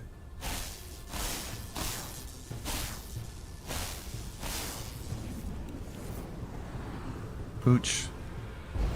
Don't you leave me. Not done with you yet.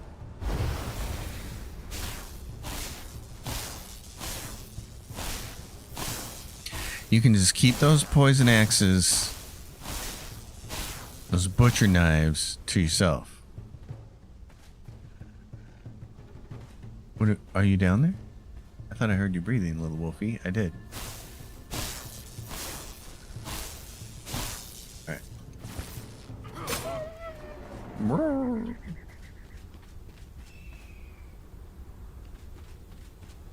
What's in here?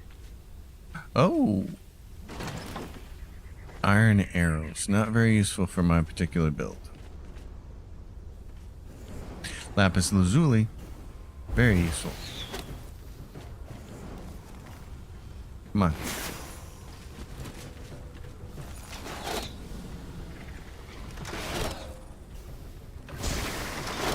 Oh my gosh. Get out of there. That was a near-death experience.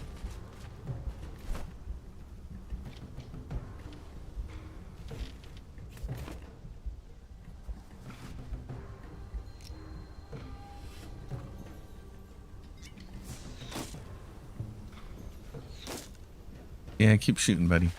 I'm coming after you.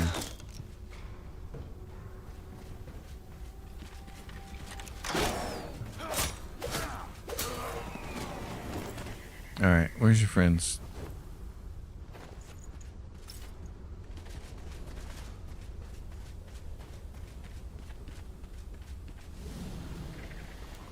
Yeah, some of these spells need a little bit of work, it feels like. Like Fireball's cool.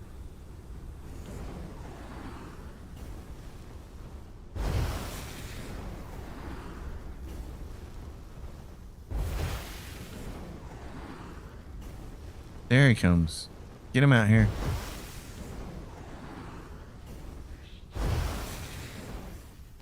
Here we go.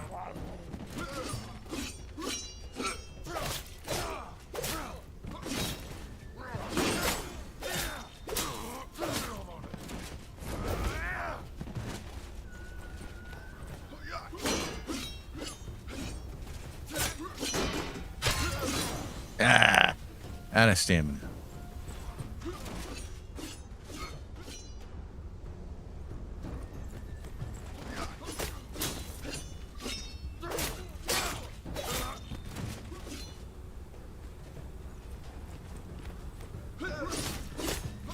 He's gonna absolutely rip me if I can't get my stamina back.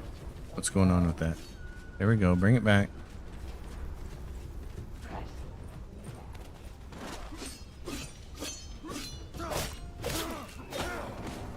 Yeah, it's getting towards the end of the day here. Oh, there we go. God, I love that they do this. Choink. Oh, I don't want that to even remotely touch that.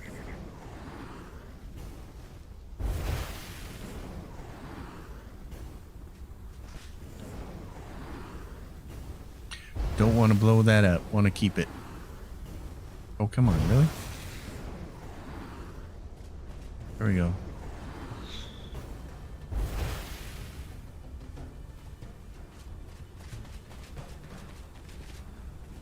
Oh, you fell down in there? Oh, but you got an escape right there, don't you?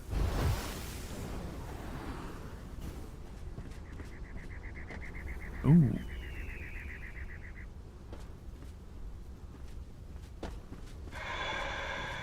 That's a not good sound.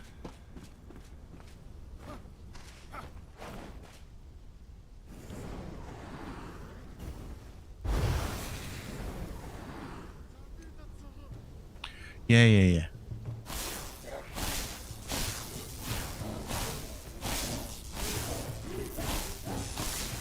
You guys are so close. So close, but you don't have double jump, so you know.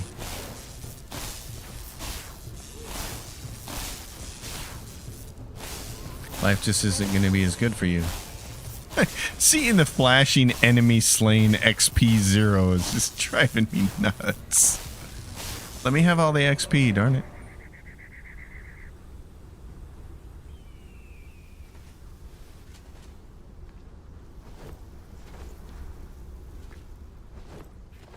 Oh, I don't need those eggs. I mean, I'm sure I'm going to need them later, but I don't need these arrows. And I probably don't need that.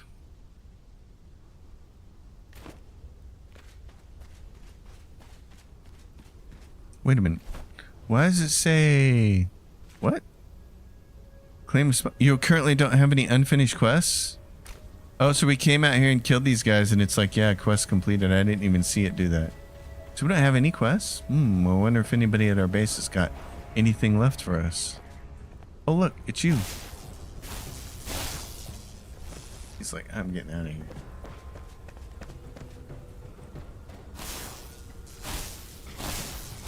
Well,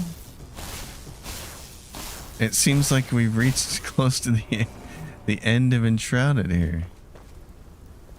Oh, let's do this.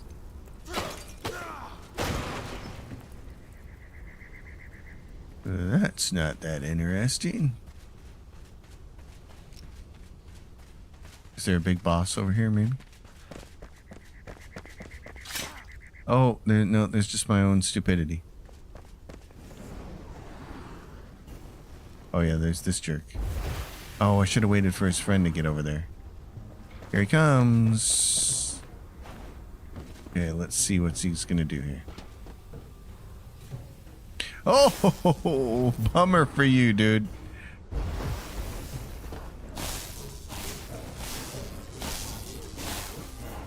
How you doing? Oh, you coming over in that direction? They're very psychotic. I mean, it's... Gotta do a little work here to keep them from coming and getting you. They're just so aggressive. So what's Where's the marker at? Right here. It's got a marker over the elixir well. What for? I don't have that marked as anything. It's, yeah, that's like when it has the, wow. It's interesting because it's got that marker on the waypoint.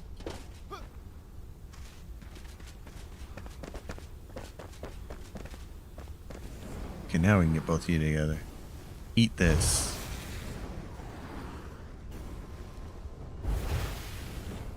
Okay, I don't know if I can beat this guy with just my shield and my know-how.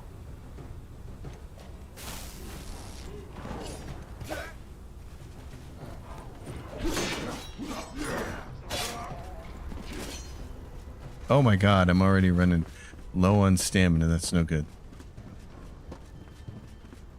What's going on with my stamina here? It's because I'm not well rested. Okay. Well, in that case, let's go back and see if any of our people have any more quests to trigger, and if they don't, I might call this one wrapped up for a while. Might go have lunch.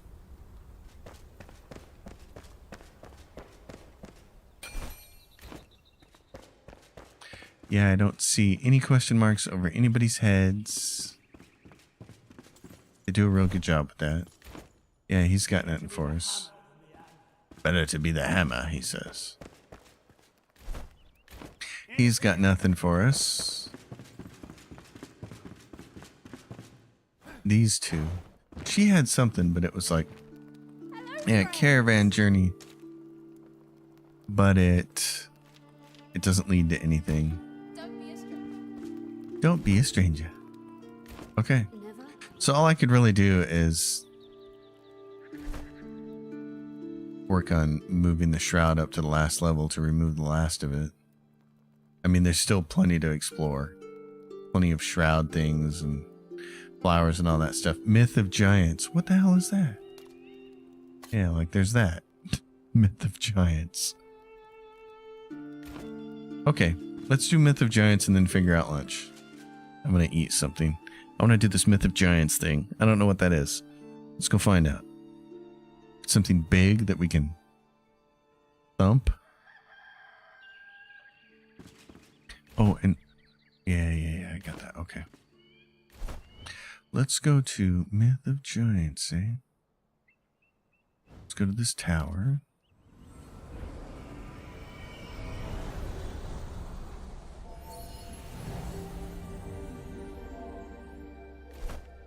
And let's use that and use this. All right, Myth of Giants. Where is it going to be located at?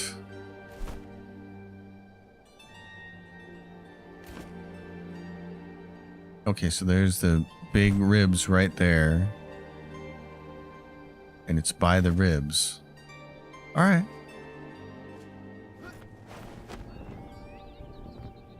Well, tell me, Myth of Giants, what is this all about?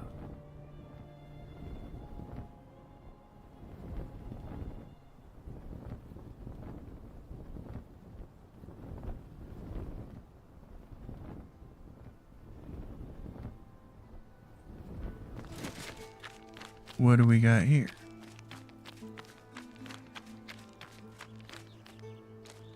I got a dragon,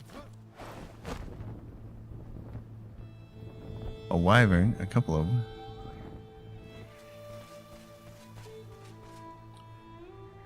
them.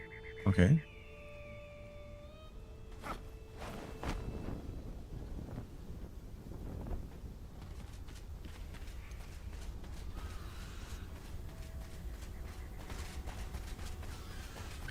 Well, if we want to get close, I suppose. Yeah, that's some kind of village there.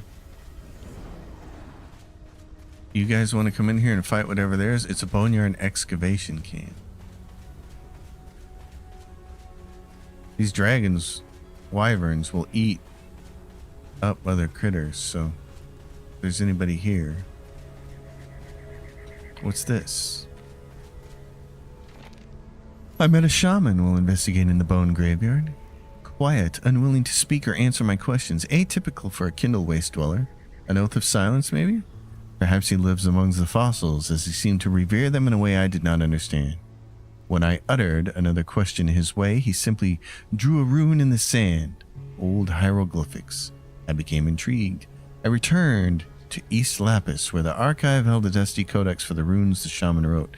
I recognized the one he drew immediately, and its translation shocked me. Dragons. There be dragons. Okay. Clean bandage. So what does that do? I still have no quests. Okay. Yeah, we're like kind of done. I mean, you can go investigate all you want. And I could go build some more on the tower, but as far as progressing, I think we've reached the end of early access.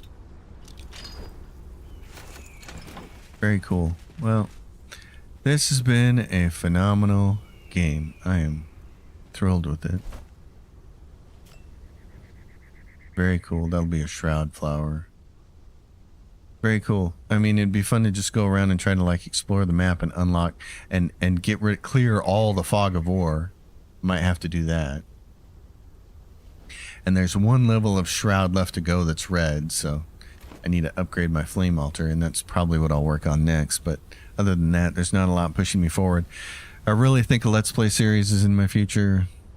Something that's really where I can edit out all the slow bits and just make it really streamlined. I think people might have fun with that. But it's been a great game. This is great. I'm going to keep playing it. I'm going to keep having fun with it. I'm really excited about what it's going to look like when it comes out of early access, what they're going to do with it. They've done a great job. They've done a great job. So let's end this by going to the tower. What the hell? Tower's a good place to end it. Everybody, thanks for stopping by today. If you're going to watch the Super Bowl later, have lots of fun with your snacks. The snacks are like the best part, aren't they? We used to be able to say the commercials were the best, but I don't know. Since the pandemic started, I mean, it kind of started before then, but it really felt like when crypto became a thing, all the Super Bowl ads turned to complete dog shit. Like people forgot how to make a funny ad. I don't know what's up with that. And of course, I can't believe the sheer amount of ads that year that had to do with crypto when anybody with 2 brain cells could tell it was a scam from the beginning. But crypto, NFTs, ugh, God. So I'm really hoping this year for a return to normalcy and some funny ads would be good. But I'm really looking forward to the game. I think these are the 2 best teams in the NFL. Baltimore was very good, but they just couldn't get it done. So I'm excited to see how this is going to play out. Excited to see Shanahan's offense once again, which just seems to have a knack for getting receivers open in space versus Kansas City and their ability to just continue to find ways for Patrick Mahomes to make miraculous plays. So it should be very, very exciting. I think probably the deciding factor is going to be the Chiefs' defense. I feel like it's been underrated all year. I'm excited. It should be a lot of time. I'm going to go drive an hour, go see my dad and watch the game with him. It should be a lot of fun. Besides, like he and I talk about all the time, I mean, we're not trying to be morbid, but we understand mortality. We don't know how many more years we get to do this together. So this kind of stuff, it's why I like to go see him as often as possible, have dinner with him, do stuff like that. Because his dad is still around and mom is in the throes of deep dementia and she's just not present anymore. So that's a horrible, slow death for somebody you care about, somebody you love, to watch them go through dementia, because you basically have to lose them twice. You play fantasy football, Woj Tech asks. I used to be in a fantasy football league that had a traveling trophy. And so I think one of the early years we did it, I got my name on that traveling trophy. And then when my wife still had the restaurant, it was 10 years later, I won it again.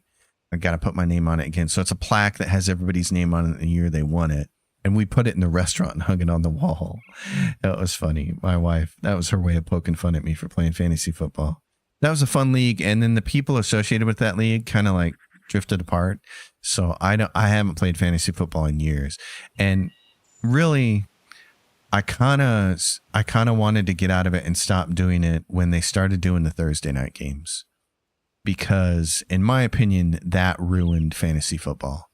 Because previously, when it was just Sunday and Monday night games, it was so much fun because you could spend all week researching your players and dealing with injuries to your own team and trying to get players off the waiver wire and all that kind of stuff. And you'd pay attention.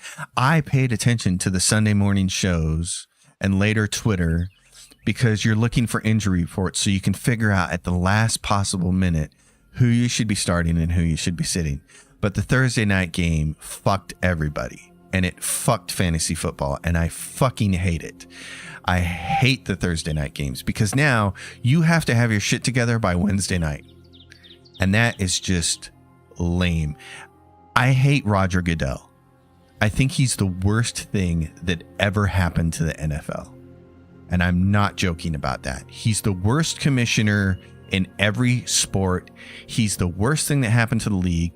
He has fucked us on fantasy football. He has fucked us by putting Thursday night games and making them a priority. He has fucked us with the overseas games, and he has fucked us with the 17 game schedule, and he's going to fuck us with the 18 game schedule. So Roger Goodell, as far as football and the NFL is concerned, is my public enemy number one. And that man cannot get out of that job soon enough. I want him gone. But I know the owners love him because all he does is improve the valuation of their franchises.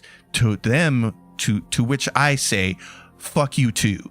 So I despise that man. And he has basically, in large part, I don't want to say ruined, but he has significantly dampened my spirit of the NFL because I used to be obsessed with it. I used to run 3 fantasy football leagues a year. I used to be wrapped up in it so much. I used to buy jerseys and merchandise and cared. And every now and then I'd go to a game. I've been to a couple of games. And now I just don't care. I used to have the NFL Sunday ticket. I didn't even care about how much it cost. I had to have the Sunday ticket so I could watch all the games. And now, fuck it. I don't care. I just watch whatever's free on YouTube. Wojciech says 5 years from now, going to be football every day of the week. I don't know what it's going to be. I mean, 5 years from now, I think 15 years from now, it could be flag football. Who knows? I think that football game that you see at the beginning of the movie Starship Troopers, where it's men and women and nobody's wearing really any pads and it's more like flag football, even though they tackle people in that.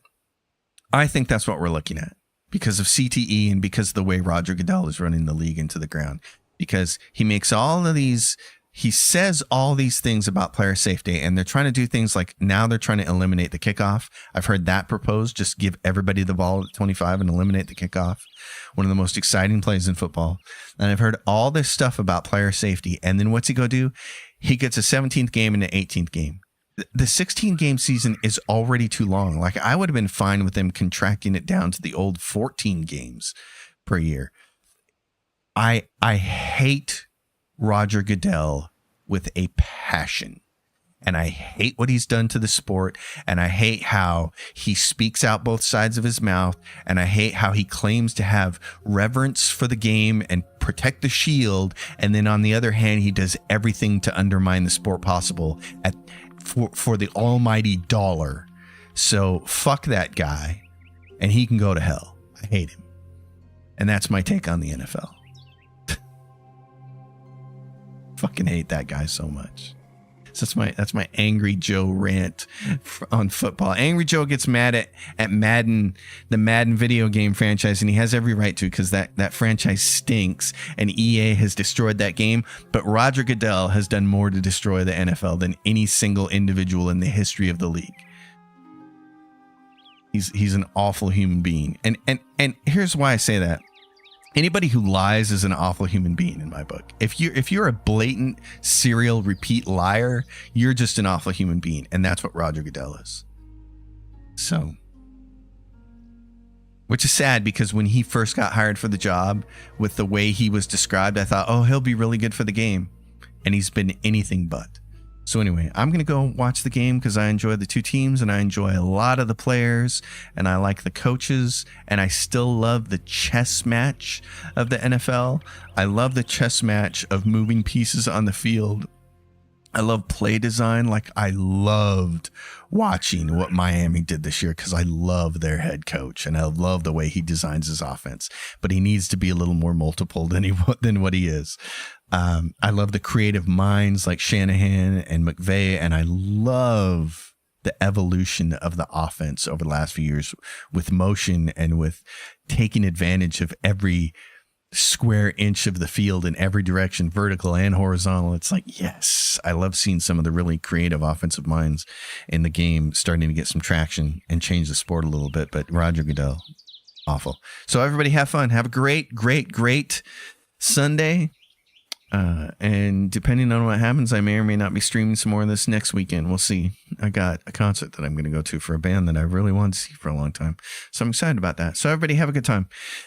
You know what to do. Like, subscribe, all that jazz. Become a member. You get early access to videos, all that stuff. I'll see you next time. And until then, happy gaming, everyone.